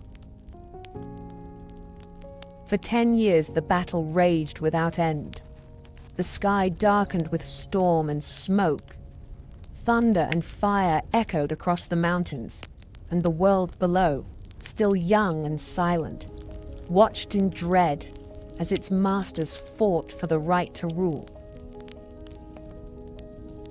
The Titans held Olympus, tall and time-worn, while Zeus and his kin made their stand upon Mount Olympus, a peak still unscarred by war. The battles were terrible and unrelenting. Lightning tore open the skies, and tidal waves swallowed islands whole. Volcanoes bled fire, and winds howled like wolves. At times the war seemed endless, neither side able to land the final blow. But Gaia, ever watchful, knew that the balance could not tip without what had been long buried. She counseled Zeus once more. If he were to win, he must descend into Tartarus and free his monstrous uncles, the Cyclopes and the Hecatonchires, whom Cronus had kept locked in chains out of fear. With his siblings beside him, Zeus broke the gates of the underworld and released the imprisoned powers. The Cyclopes, grateful and eager, gifted Zeus his greatest weapons, the thunderbolt, the symbol of sky and storm.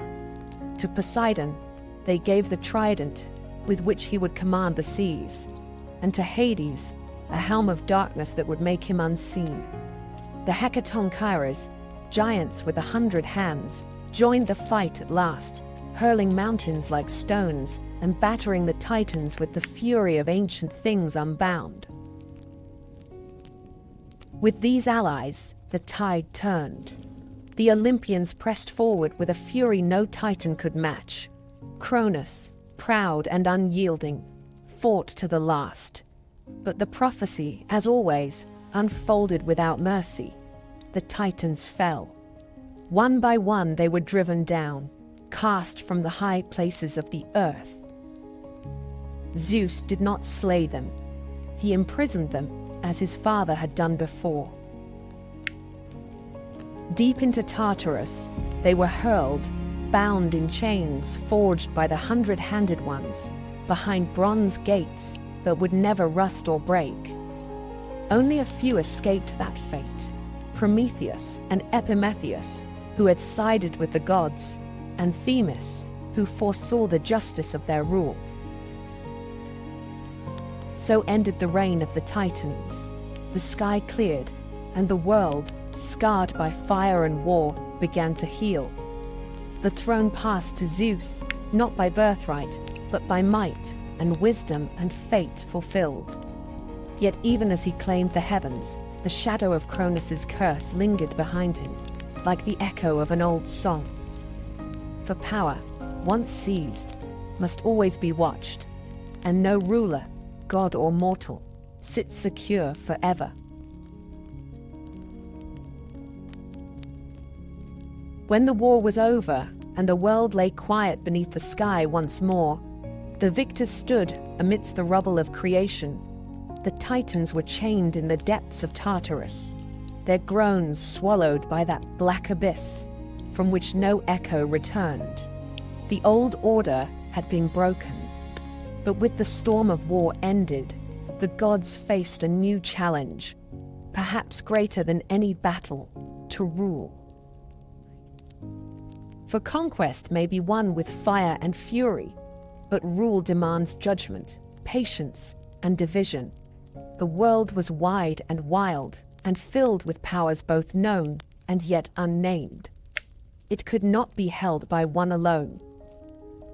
Zeus, eldest among the gods now born again, stood at the center of this new age. Though not the firstborn, he was first in might, first in cunning, and first to move when action was demanded. But the old laws, carved not on stone, but into the bones of the cosmos itself, did not grant him sole dominion. He had two brothers, both tempered by war and made strong in their own right: Poseidon, who had driven the sea to foam in his wrath, and Hades, who had worn the helm of darkness and moved unseen through battlefield and cavern alike. They too had shed blood, taken risks, and suffered loss. The throne of the cosmos could not belong to Zeus alone, lest the seeds of war be sown anew, this time among brothers. And so the three gathered, Zeus, Poseidon, Hades, and cast lots to divide the realms of the world. Not through bickering or force, but by fate itself, did the dice fall. This was no child's game. The casting of lots was sacred, guided by the same power that had spoken through Gaia's whispers and shaped the course of the Titanomachy. They threw the bones and waited. When they landed, the world was drawn into three great dominions. To Zeus fell the sky, the broad heavens, the air between stars and peaks. He became lord of thunder and rain, master of storm and cloud, and the undisputed king of Olympus. His voice would echo in thunderclaps, his fury would blaze in lightning, and the eagle became his herald, soaring high above all. To Poseidon fell the sea, deep and restless, full of mystery and monsters. He took the oceans, the rivers, and every spring that bubbled from the earth. With his trident, he could shatter cliffs and stir the tides to rage or calm. Beneath the waves, he built a palace of coral and gold, and there he ruled not only over fish and current, but over creatures older than time, sea serpents, leviathans, and things whose names had never been spoken aloud. To Hades fell the underworld, the land of the dead. It was not a prize most would have chosen, but Hades took it with quiet resolve. He ruled the shadowed realm with stern dignity, his kingdom hidden beneath the earth where the sun did not shine. There he became master of the shades, the judge of mortal souls, and guardian of wealth hidden in the deeps, gems, metals, and secrets lost to time.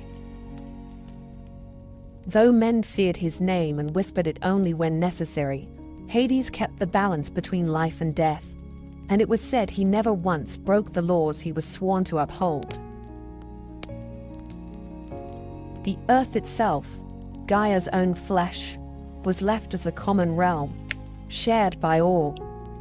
The mountains belonged to no one, the fields were roamed by mortals and spirits alike, and the forests grew wild under no single banner.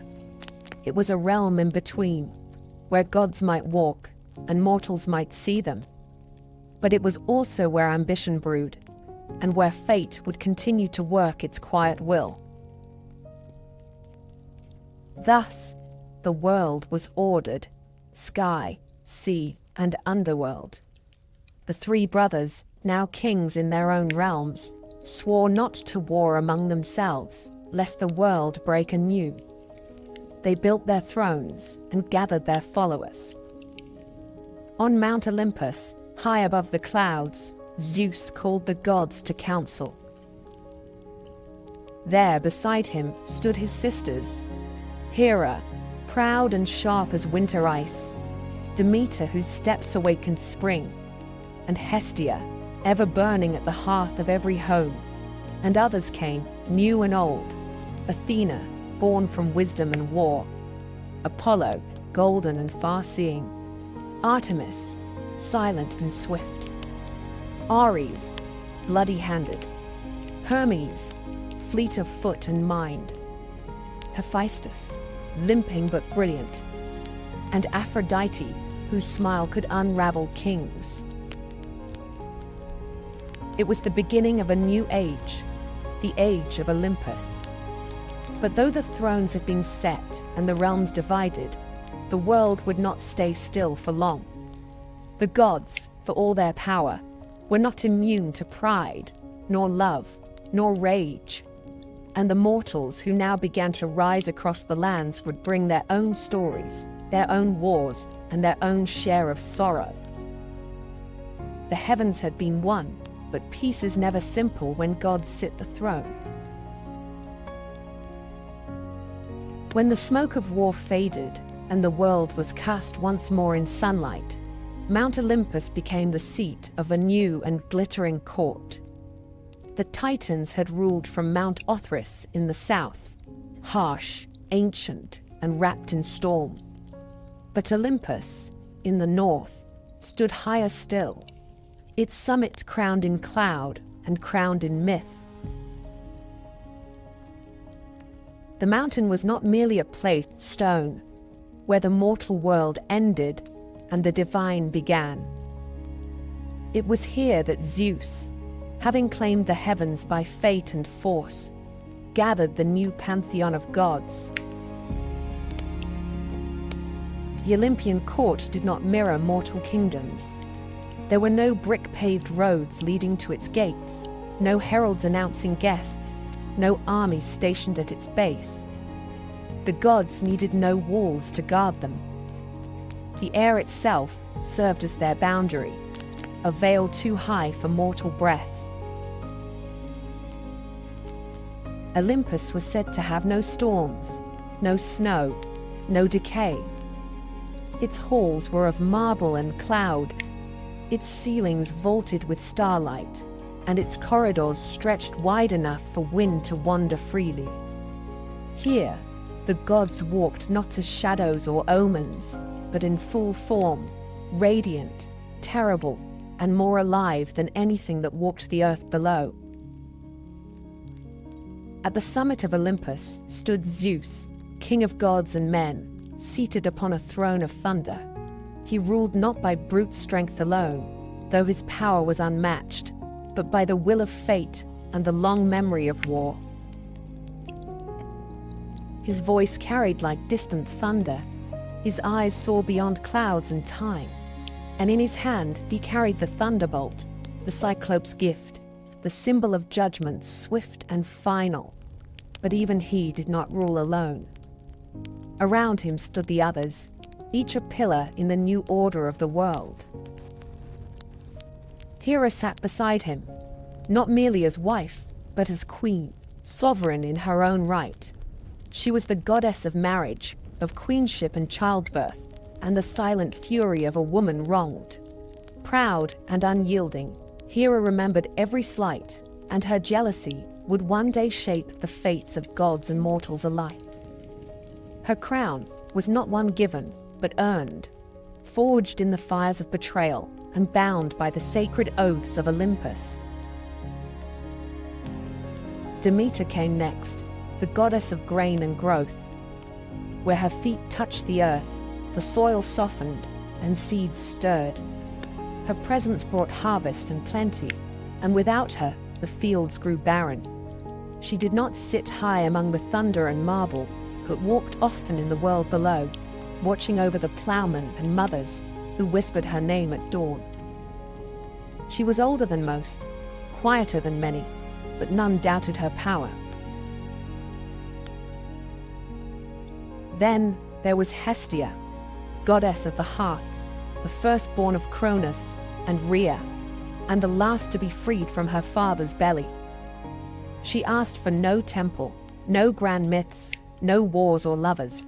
She tended the eternal flame in the center of Olympus and watched over every home and hearth on earth. Her power was gentle but ever present, for as long as fire burned in a household, Hestia lived there too. The younger gods came in time, some born in Olympus, others delivered by strange means. Athena was first among them, born not of womb, but of wisdom. When Zeus swallowed Metis, fearing her unborn child would surpass him, he thought the matter ended. But Metis did not die. She lived within him, whispering, scheming, crafting knowledge in the dark.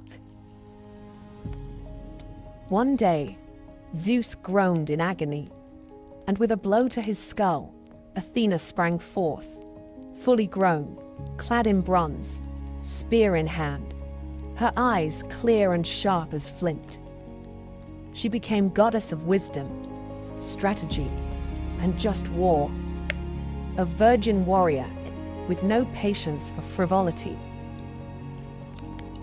Apollo and Artemis came next, twins born of Leto, a titaness who wandered long and weary to find a place to give birth.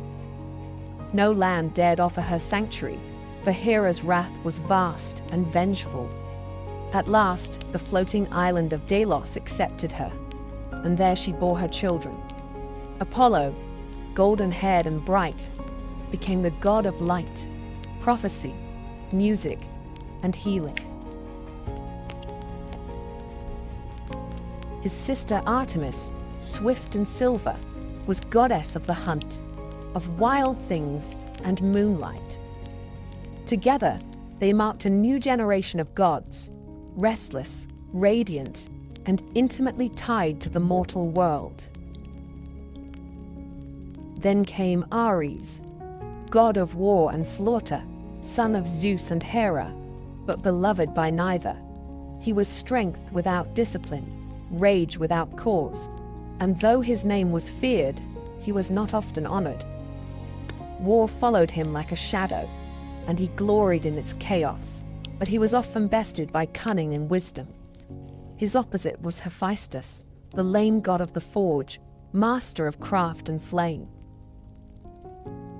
Born of Hera alone, or thrown from Olympus by Zeus, both tales are told, he found solace in metal, building wonders with hammer and fire. From his hands came armor, palaces, and automatons. Though limping and twisted, he was among the most indispensable of the gods. Aphrodite, goddess of beauty and desire, arrived not by birth but by foam, born of Uranus's severed flesh cast into the sea. She rose from the surf at Cyprus, as beautiful as she was dangerous.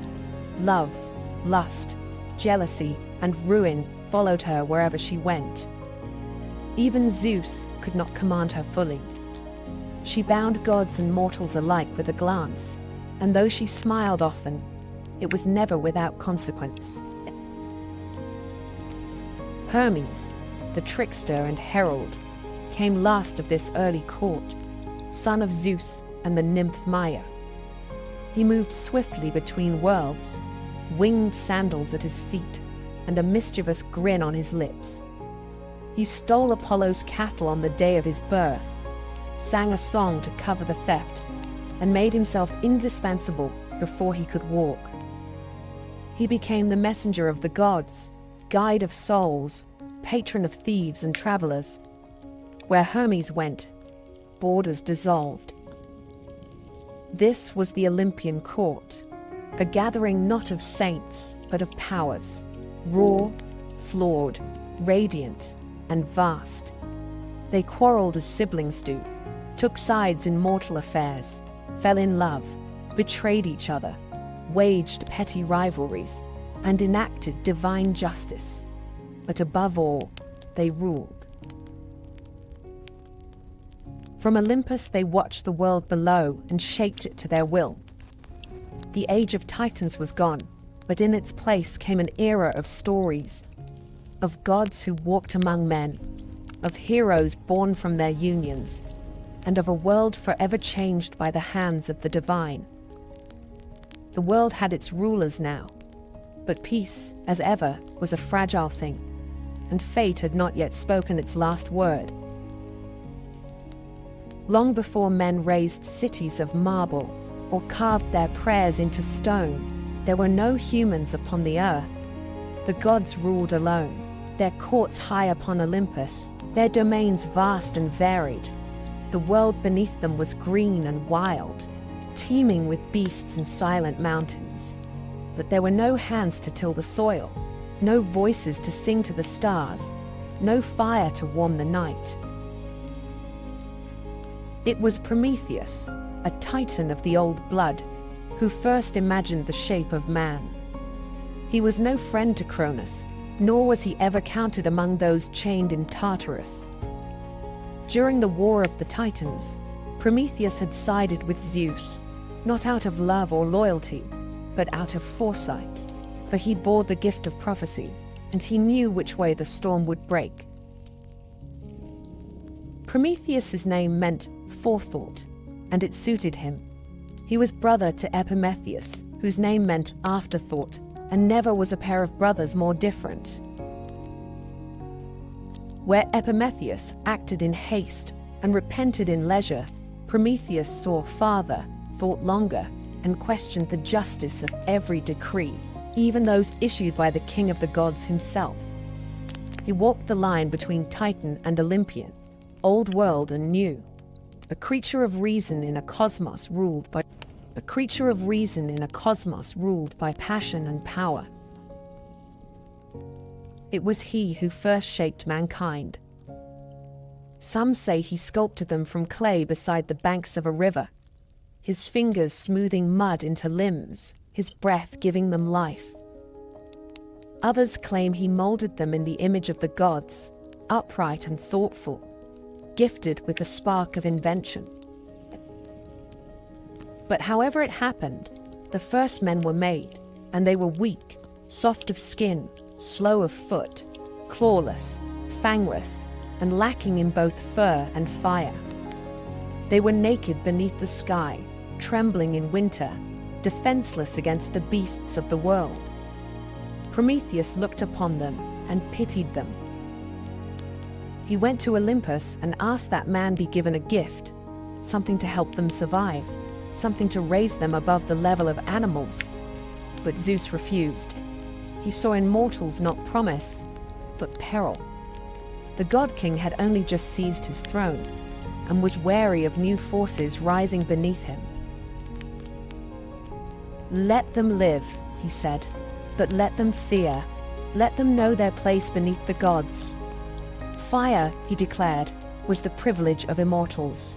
The hearth flame of Hestia, the thunderbolt of Zeus, the forge of Hephaestus, these were not for mortal hands. But Prometheus, stubborn and just, did not yield. In secret, he climbed to the heavens, stole a flame from the forge of Hephaestus, and hid it in a hollow fennel stalk. Carrying it down from Olympus, he gave it to man. For the first time, fire crackled beneath the stars, smoke rose in spirals above the treetops, light pushed back the darkness. With fire came warmth, safety, cooking, metal, language, craft. Humanity, once cold and voiceless, began to build, and with fire came defiance too. Zeus was not long in discovering the theft. His fury was terrible. To punish mankind, he commissioned the gods to create a gift, though it was a curse in disguise. Hephaestus shaped her from clay, a woman of perfect beauty. Aphrodite gave her charm, Hermes gave her cunning, and Athena clothed her in silver raiment. Her name was Pandora, meaning all gifted, and she was given a sealed jar, mistranslated in later ages as a box, containing the sorrows of the world, disease, toil, grief, madness, envy, and death itself. Epimetheus, ever the fool, took her into his home despite Prometheus's warnings. And when Pandora, driven by curiosity, the final gift of the gods, opened the jar, the evil spilled out into the world, like smoke from a fire too long confined. Mankind, who had known peace in their brief golden youth, now found themselves hunted by fate. Hunger gnawed at their bellies. War bled them dry. Age stooped their backs. Only hope remained inside the jar, some say by accident, others say by design. A flickering light amid the gloom. But Prometheus's punishment had not yet come. For the crime of defying Olympus, Zeus ordered him chained to a mountain at the edge of the world. Some say the Caucasus, others say a place lost to myth. There he was bound in adamantine chains, unbreakable and eternal. Each day, an eagle born of Typhon or sent by Zeus would descend and feast upon his liver. Each night, it would grow back, and each morning the torment would begin again. He was immortal, and so the suffering could not kill him. He endured it for generations, long after kingdoms rose and fell, long after men forgot the gods who made them. And yet, even in chains, Prometheus did not repent. He knew a secret, a truth Zeus feared above all. That one day, the king of the gods would fall, not by blade or rebellion, but by his own seed. It was this knowledge that protected Prometheus, for Zeus could not destroy him without first uncovering the name of the woman who would bear his doom. So the Titan waited, bound but unbowed, as men lit fires in the dark and told stories of the one who had dared to steal from the gods. The gods, for all their glory, were not alone in shaping the world. Beneath Olympus, on the soil that drank the rain and felt the sun's warmth, mankind struggled, rose, and fell, again and again. Their lives, short and flickering beside the long memories of the immortals, still left a mark. And though Zeus ruled the skies and Poseidon stirred the seas, it was the deeds of mortals that filled the earth with both beauty and sorrow. The poets who lived after would look back on this long, winding journey and see not one mankind, but many, each born into its own era, marked by the blessings and punishments of the gods. It was Hesiod, the Boeotian farmer and poet, who first set these ages into words, dividing the long march of human existence into 5 distinct epochs: gold, silver, bronze, heroic, and iron. Each was less than the one before, save one. In the beginning, there was the Golden Age, and it was unlike any time that followed. It came during the reign of Cronus, before the gods had learned to fear rebellion, and before the earth bore the weight of iron or war. In those days, men lived like gods themselves, free from pain, untouched by age, and unburdened by toil. The earth gave forth her bounty without coaxing, offering harvests in every season. There was no need for laws or swords, no need for kings or coins. These early mortals knew no hunger, no sickness, no grief. When their time came, they did not wither or suffer, but died as if falling into sleep, their spirits becoming guardians, pure and watchful, wandering the world as kindly daimones, protectors of justice and peace. Theirs was a life of harmony, and theirs was the closest any mortal would ever come to Eden. But the Golden Age passed, as all golden things do.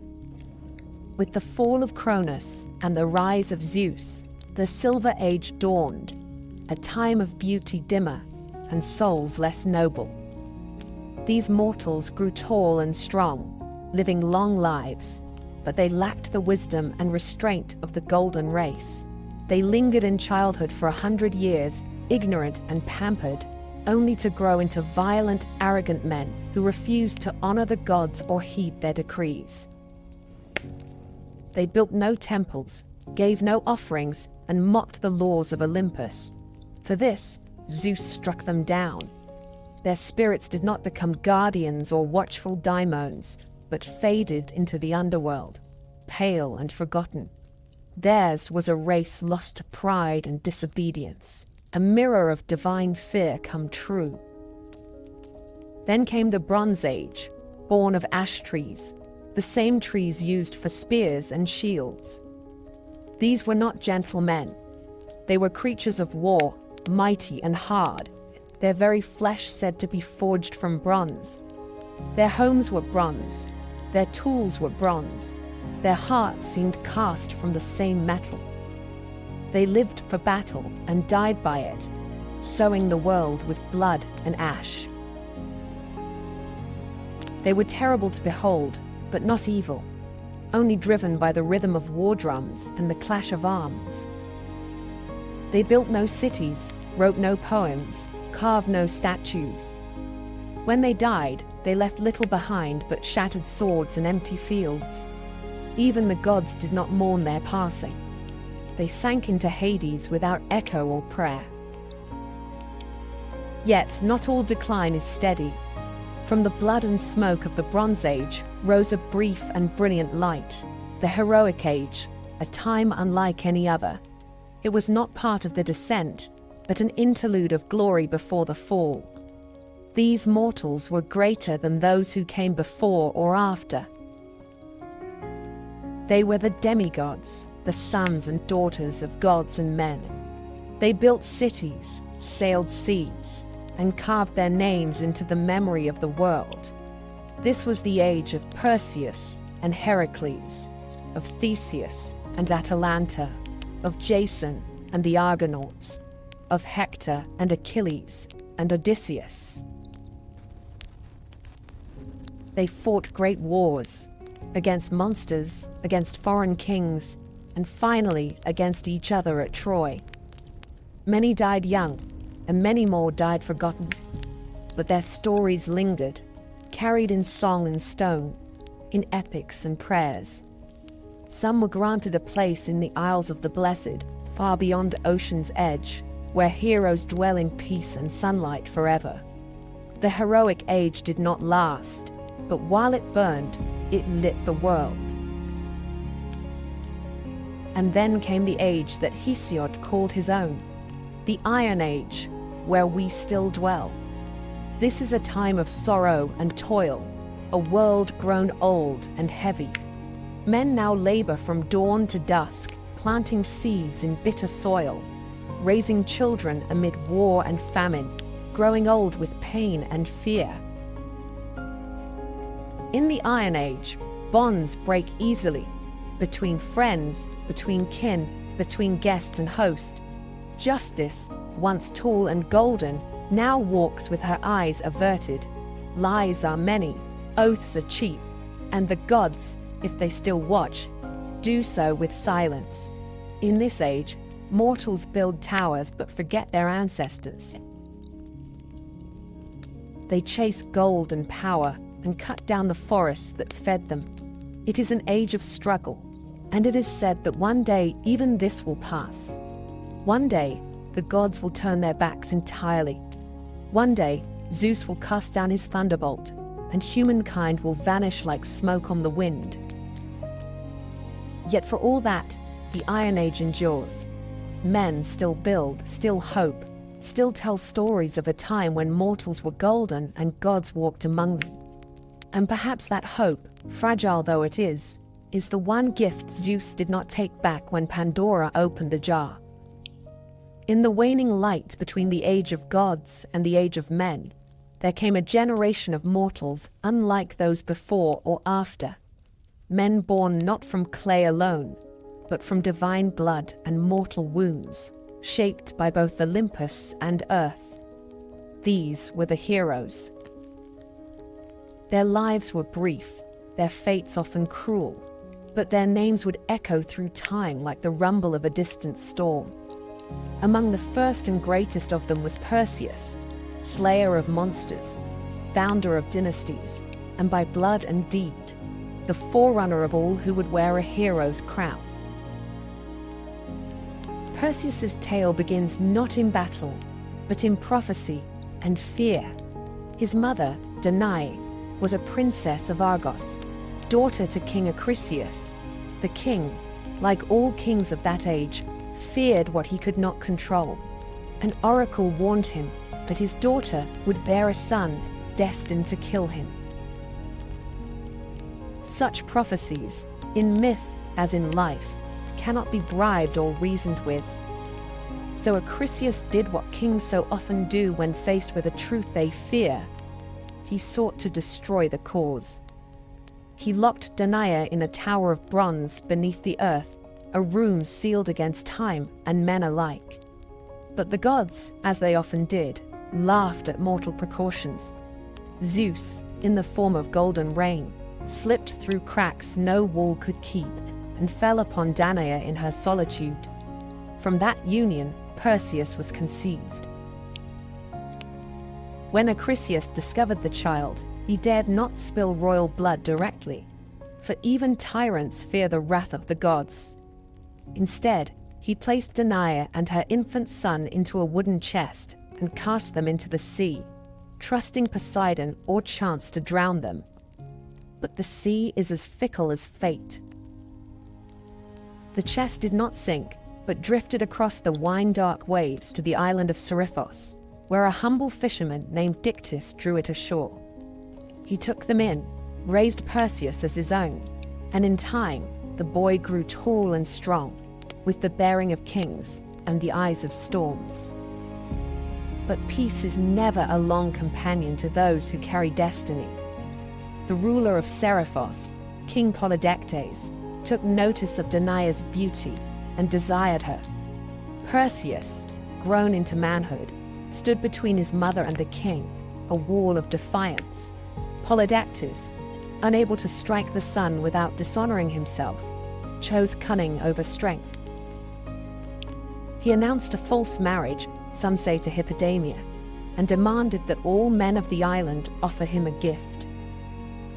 Perseus, without gold or horses, boasted that he would instead bring the king a greater prize, the head of Medusa, the mortal Gorgon whose gaze could turn flesh to stone. The task was cruel, and Polydectes knew it. No man who had sought Medusa had ever returned. She was one of 3 Gorgon sisters, born of ancient sea deities, hideous and winged, their heads wreathed in snakes, their eyes cursed. Only Medusa was mortal. Her sisters were immortal, and none could be approached without peril. But the gods, who watched the world with curious eyes, favored Perseus. Athena, born from her father's head, and never one to forget a slight. Medusa, after all, had once been a maiden in her temple, until Poseidon's violence and pride had defiled it, lent her shield to the young hero. It was polished like a mirror, and in its reflection, one could look upon a Gorgon without meeting her gaze. Hermes, swift and shrewd, gave him a curved sword and winged sandals to fly, and directed him to the Graeae, the Grey sisters who shared a single eye between them and knew the secret path to the Gorgon's lair. Perseus, through wit and will, stole their eye and bargained for the truth. They told him of the nymphs who kept the sacred items he would need, the helm of Hades, which made its wearer invisible, a kibisis, a magical sack to contain the Gorgon's head, and knowledge of the place beyond ocean's edge, where night never lifts and the Gorgons sleep among ancient stone. Armed with these divine gifts, Perseus flew over sea and desert until he reached the ends of the earth. He found them sleeping, Medusa and her sisters, curled in a shadowed grove, ringed by the statues of those who had come before. Perseus dared not look directly, and so with Athena's shield held before him, he walked backward, step by cautious step, until he stood over the sleeping Gorgon. With one swift stroke, he severed her head, and from her blood sprang Pegasus, the winged horse, and Chrysa, the warrior with a golden blade, children of Poseidon, born in death. As Medusa's sisters screamed and clawed the air, Perseus vanished into mist, hidden by the helm of darkness. The deed was done. He returned by the long road, his prize heavy in the sack, its power undiminished. On the way, he passed the shores of Ethiopia, where the sea god had sent a monster to punish King Cepheus and Queen Cassiopeia for their vanity. Their daughter, Andromeda, had been chained to a rock as sacrifice. Perseus, beholding her beauty and innocence, slew the beast, turned it to stone with the Gorgon's head, and claimed her as his bride.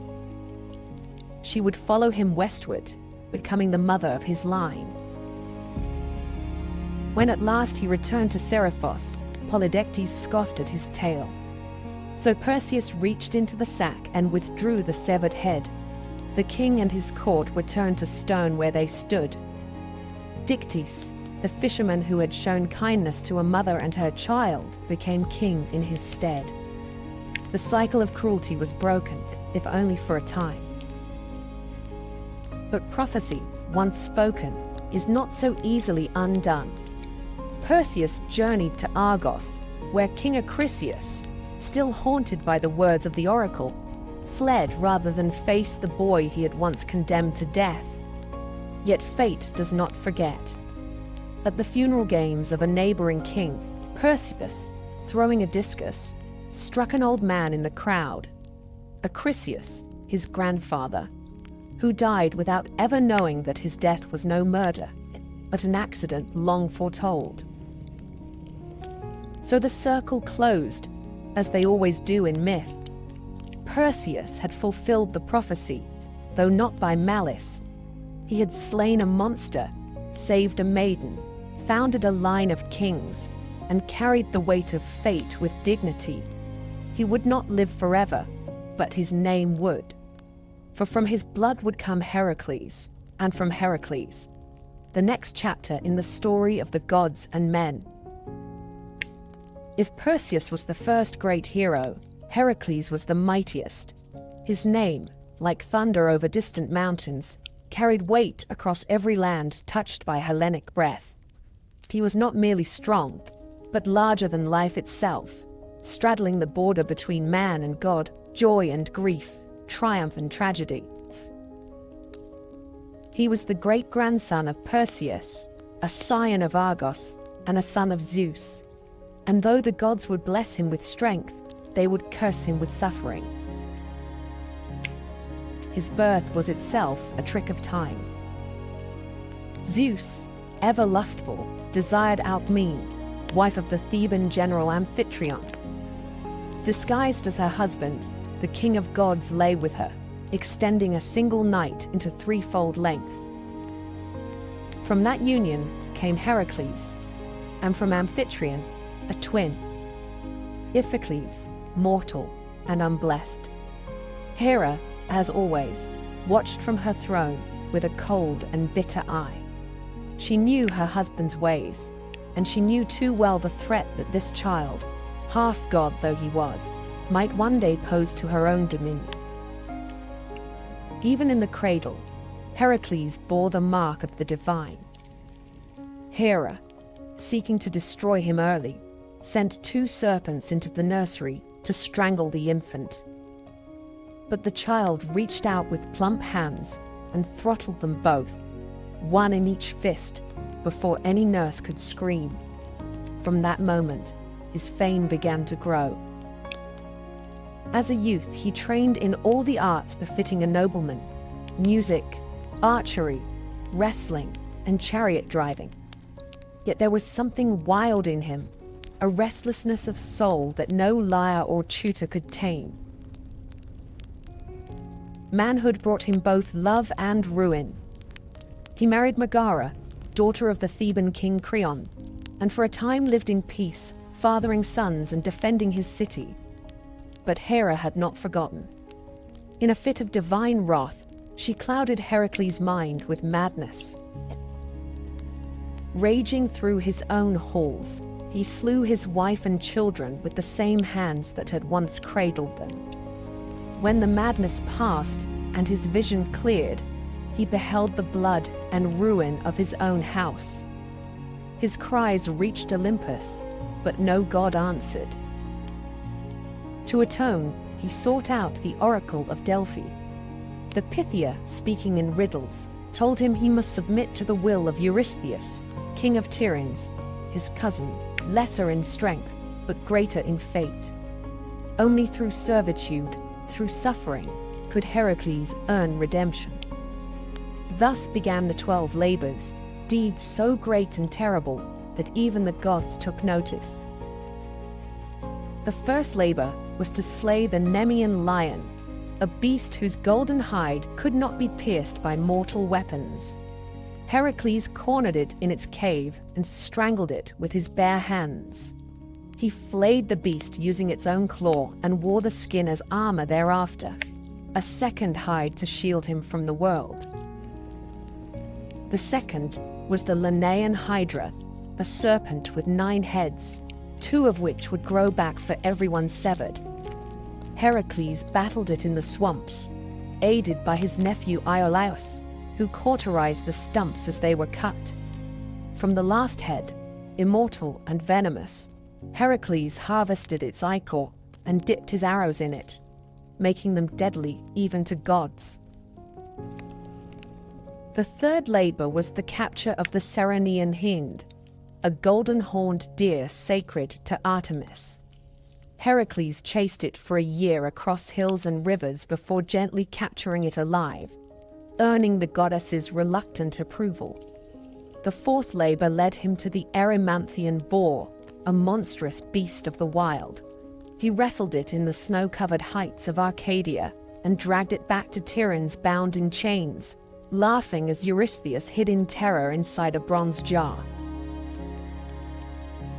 The fifth task was less glorious: to clean the Augean stables, home to thousands of cattle, untouched by broom or shovel for decades. Heracles, ever the problem solver, rerouted rivers to wash away the filth in a single day. The sixth was to drive away the Stymphalian birds, man-eating creatures with bronze beaks and razor-feathered wings. With the aid of Athena's rattle, he startled them into flight and shot them down from the sky. The seventh labor took him far west to capture the Cretan bull, a beast of divine origin that had fathered the Minotaur. Heracles wrestled it and brought it back alive, while the bull's gaze burned with madness and sea salt fury. The eighth labor sent him north to Thrace, where he tamed the mares of Diomedes, flesh-eating horses that gnashed their teeth for human meat. He fed Diomedes, their master, to them, and the beasts grew docile.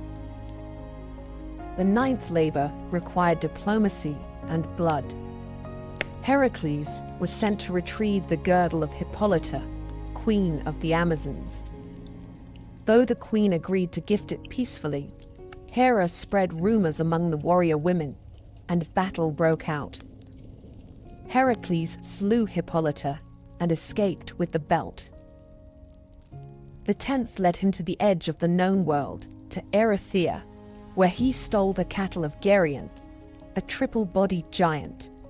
He built the pillars of Heracles at the Strait of Gibraltar and fought the giant, his herdsman, and his hound all at once before driving the red cattle back across continents.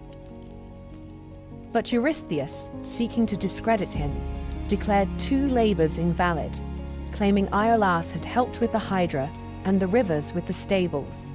2 more were required.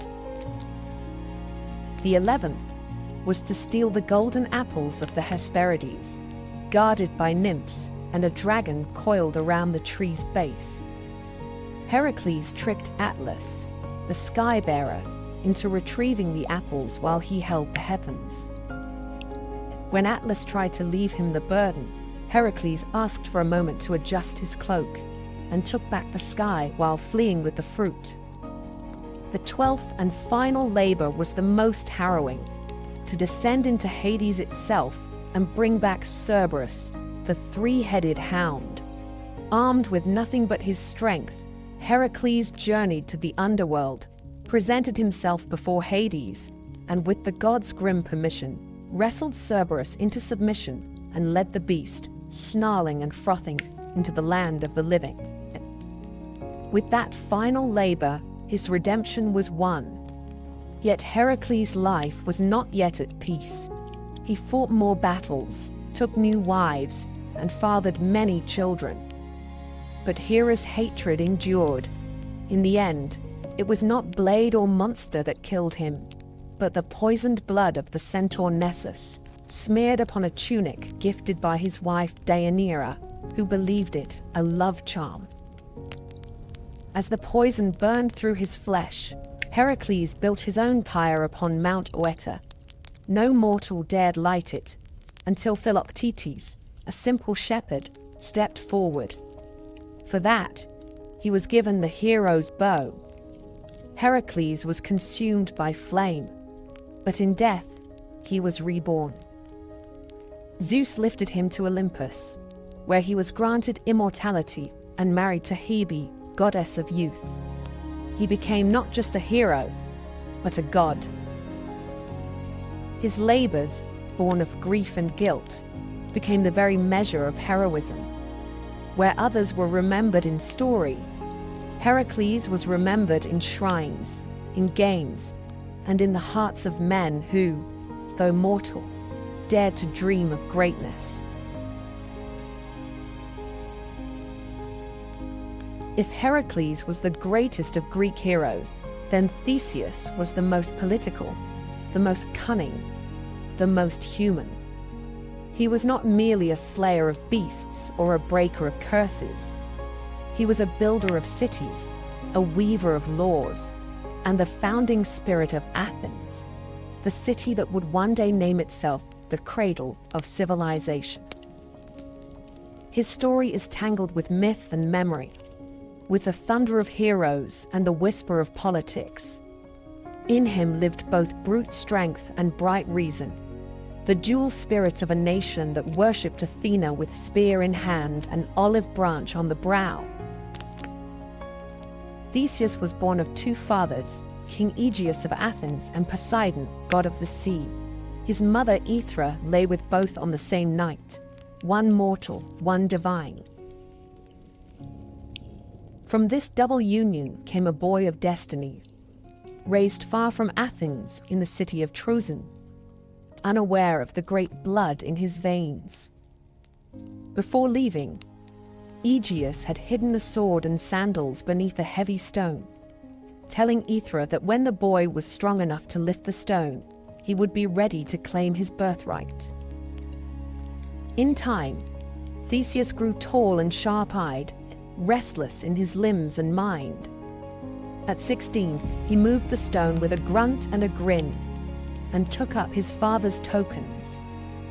Many would have traveled the easy road to Athens by sea, but Theseus chose the land route, the longer, more perilous way, for he believed that true kingship must be earned, not inherited.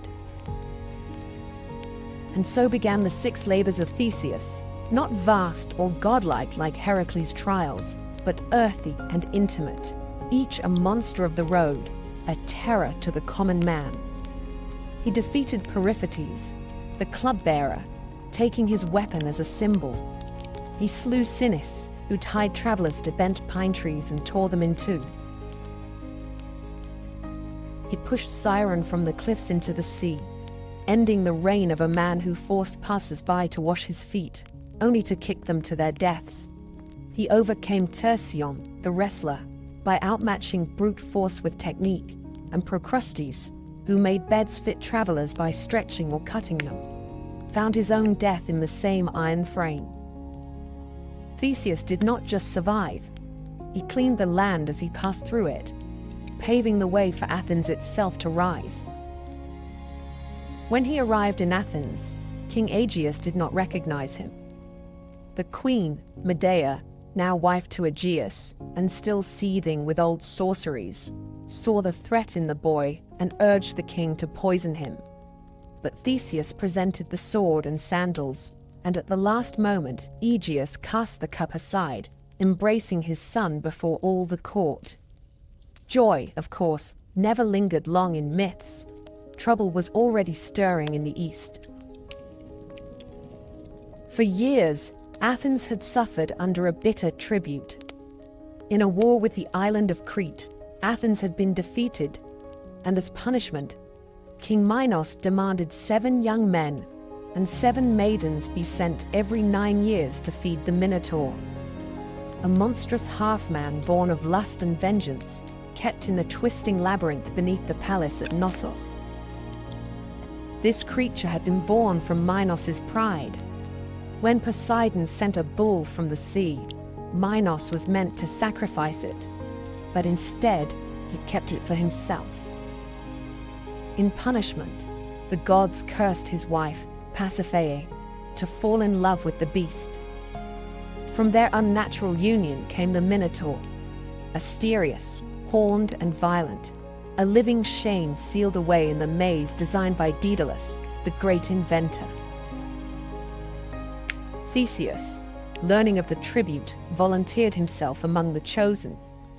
He would go not as a lamb to slaughter, but as a hunter into the lair. Before departure, he promised his father that if he succeeded, he would return with white sails upon his ship. If he failed, the sails would remain black. Upon arrival in Crete, fate turned again. Ariadne, daughter of Minos and half-sister to the Minotaur, saw Theseus and loved him. She gave him a gift, a ball of thread, a clue, and the secret to the labyrinth's winding paths. That night, Theseus entered the maze. In its dark coils, where stone turned endlessly into stone, he found the beast. They fought without words, one prince against one nightmare. Theseus, armed with skill and a sharpened blade, struck the creature down, then followed the thread back into the light. He fled with Ariadne and the freed Athenians, sailing into the Aegean. Yet love, in Greek stories, is never simple. On the island of Naxos, Theseus abandoned Ariadne. Some say Dionysus claimed her for his own. Others say Theseus feared what a Cretan bride might mean for an Athenian throne. She woke alone and wept beneath unfamiliar stars. Theseus continued home, but in his sorrow or forgetfulness, he failed to change the sails. From the cliffs of Athens, King Aegeus saw black on the horizon and believed his son dead. Grief-stricken, he leapt into the sea, which still bears his name, the Aegean. Now king, Theseus did not rest. He unified Attica, the region around Athens, binding its villages into one city-state. He established festivals and games, temples and laws. He was a hero of governance, as much as of combat. He ventured again and again into myth, fighting alongside Heracles against the Amazons, journeying to the underworld with Perseus, his reckless friend, to steal Persephone herself from Hades. That journey ended in failure. Perseus was swallowed by the earth, and Theseus was trapped upon the chair of forgetfulness, his memory eroded by the air of death. Only Heracles, on his own journey, tore him free. But time, as ever, turns. In the end, the Athenians, tired of kings and haunted by new heroes and new philosophies, drove Theseus into exile. He fled to the island of Skyros, where he was betrayed by a jealous king and cast from a cliff. His bones would later be retrieved by the Athenians and buried in honor, but at the time of his death, he was alone. No crowd, no crown, no chorus. And yet, his legacy endured. Where Heracles symbolized the strength of the body, Theseus embodied the strength of the polis, the city, the law, the people bound by more than blood. Athens would rise on his shoulders, and though it would worship Athena, it would remember the king who built its bones. Long before Troy burned and long after the Titans fell, there came a voyage unlike any other. A quest that crossed continents and gods, bound heroes into brotherhood, and ended in betrayal and exile. It was a tale of dragons and oaths, of kings usurped and thrones reclaimed. And at the center of it all was Jason, a prince exiled in childhood, a hero groomed not by war or prophecy, but by the long, slow fire of vengeance. His tale began in Iolcus, a coastal kingdom in Thessaly, where King Aeson, Jason's father, had been usurped by his own brother Peleus, a man who worshipped no law but power. Fearing the boy who might one day rise against him, Peleus sought to kill Jason at birth. But Aeson, forewarned, sent the infant away, smuggled from court and raised in secret by the wise centaur Chiron, who had trained Achilles, Asclepius, and other sons of fate. Jason grew strong in the wild, fed on honey and knowledge, his limbs hardened by hunting, his mind by songs of kings who had fallen and risen again. Years passed. Jason returned to Iolcus, a man, clad in a single sandal. For as he crossed the river Anaurus, he had lost one in the muddy current, while carrying an old woman across. The woman, of course, was Hera in disguise, testing the young hero. When he entered the city, Peleus saw the one-sandaled stranger and turned pale. For the oracle had once warned him, "Beware the man who comes with one shoe." Jason, bold but not foolish, did not draw a sword or raise a cry. He spoke plainly. He was Aeson's son and rightful heir. Peleus, too shrewd to strike openly, feigned welcome and offered a test. "If you wish to be king," he said, "then prove yourself worthy. Retrieve for me the golden fleece from the far land of Colchis. Bring back that ancient prize, and I will yield the crown." The ram had flown him across the sea, and when Phrixus reached safety in Colchis, he sacrificed the beast in gratitude. Its fleece, gold as fire, was nailed to an oak in a sacred grove, guarded by serpents and shadow, watched over by King Aeetes, son of the sun god Helios. No Greek had ever gone there and returned. But Jason accepted the challenge. He summoned the greatest heroes of his time to join him, and they came, not as soldiers, but as volunteers, each seeking glory. Heracles came, and Orpheus with his lyre, Atalanta the huntress, Castor and Pollux, the sons of Zeus, Meleager, Theseus, Zetes and Calais, winged sons of the north wind, 50 heroes in all. Together they boarded a ship named Argo, built by Argus under Athena's guidance. In its prow, she set a piece of sacred oak from Dodona, a timber that could speak in prophecy. The ship itself was a character in the tale, whispering warnings and guiding fate. They sailed east, past shores and tempests, into legend. Their first trials were not of monsters, but of men. On Lemnos, they met a land ruled by women, who had slain all their husbands. There, Jason lay with Hypsipyle, queen of the isle, and begot sons he would never see grown. In Thrace, they encountered the blind seer Phineus, tormented by the harpies who fouled his food. The winged Boreads drove the creatures off, earning Phineus's prophecy. A path through the deadly clashing rocks, 2 cliffs that slammed shut like jaws upon any who tried to pass. At Phineus's advice, they released a dove. It flew through and lost only a single tail feather.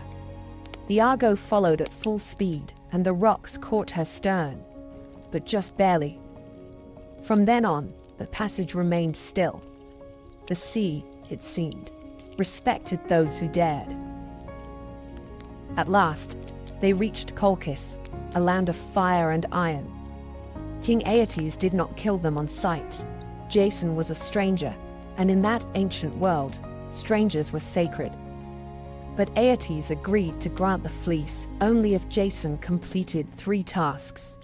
Yoke fire-breathing bulls, plow a field with them, sow it with dragon's teeth, and then defeat the warriors who would rise from the soil. These were not tests of courage, but of impossibility. It would have ended there, had the gods not intervened.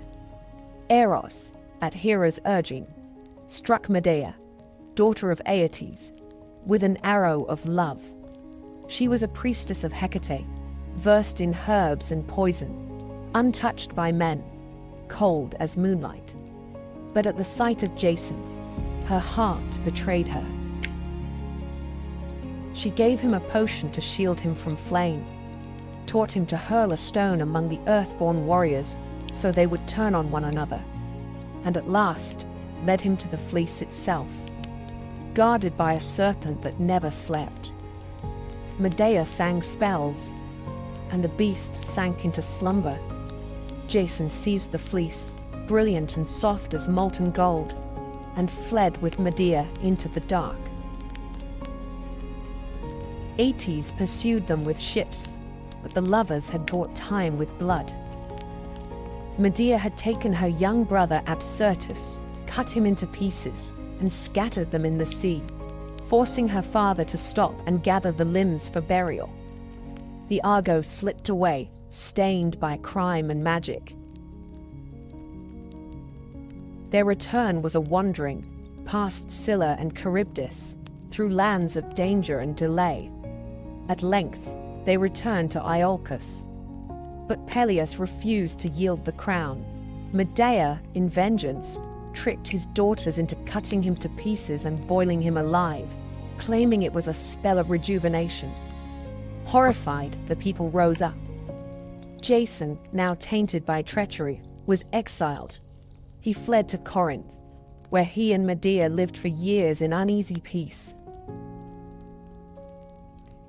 But Jason, ever seeking legitimacy, cast Medea aside and chose a Corinthian princess for marriage.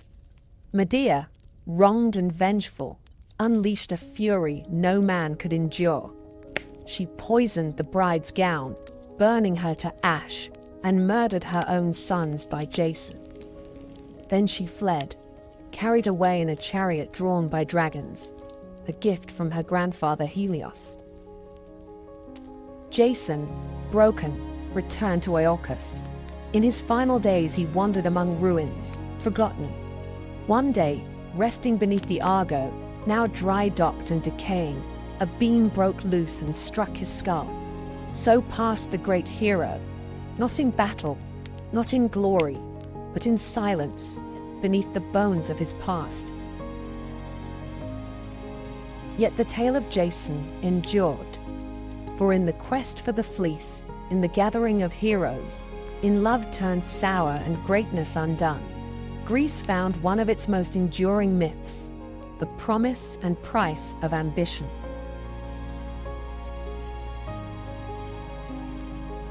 There are few bloodlines in Greek myth more accursed than the royal house of Thebes, where most heroes battled monsters or sailed for distant thrones. The Theban kings fought their own kin and warred against the past itself. Their legacy is not carved in bronze or sung in triumph, but written in riddles, madness, and murder. Even the city's foundation was steeped in omens and unrest. Thebes began with a quest. Cadmus, a Phoenician prince and brother to Europa, set out to find his sister after Zeus abducted her in the guise of a white bull. Unable to recover her, Cadmus sought guidance from the oracle at Delphi, who told him to abandon his search and instead follow a cow until it lay down. There, he was to found a city. Obedient, he wandered until the beast collapsed upon a hill. But when Cadmus sent his companions for water, they met their deaths at the hands of a serpent, sacred to Ares, guarding a spring. Cadmus slew the serpent himself, and at Athena's bidding, sowed its teeth into the soil. From the earth sprang armed warriors, the Spartoi, or sown men, who turned on one another until only 5 remained. These 5 became the noble families of Thebes, and Cadmus their king. But the slaying of Ares' serpent drew divine wrath. Cadmus served the war god for 8 years in penance. He married Harmonia, daughter of Ares and Aphrodite, and the gods themselves came to their wedding. The couple received a cursed necklace forged by Hephaestus, a thing of beauty that would bring ruin to all who wore it. And so the doom of Thebes began not in hatred, but in celebration, cursed by beauty and blood. Generations passed. Cadmus's daughters would meet cruel fates. Ino went mad and threw her child into the sea. Autono's son Actaeon was torn apart by his own hounds after glimpsing Artemis bathing. Semele, beloved by Zeus, was tricked by Hera into demanding that he reveal his true form, and died in flame. And Agave, in a frenzy of Dionysian madness, tore her own son Pentheus limb from limb, believing him to be a lion. But it was through Cadmus's great-great-grandson Laius that the true tragedy would unfold. Laius became king of Thebes and took Jocasta as his queen. Yet the gods had not forgiven the line of Cadmus. An oracle came. If Laius ever had a son, that child would kill his father and marry his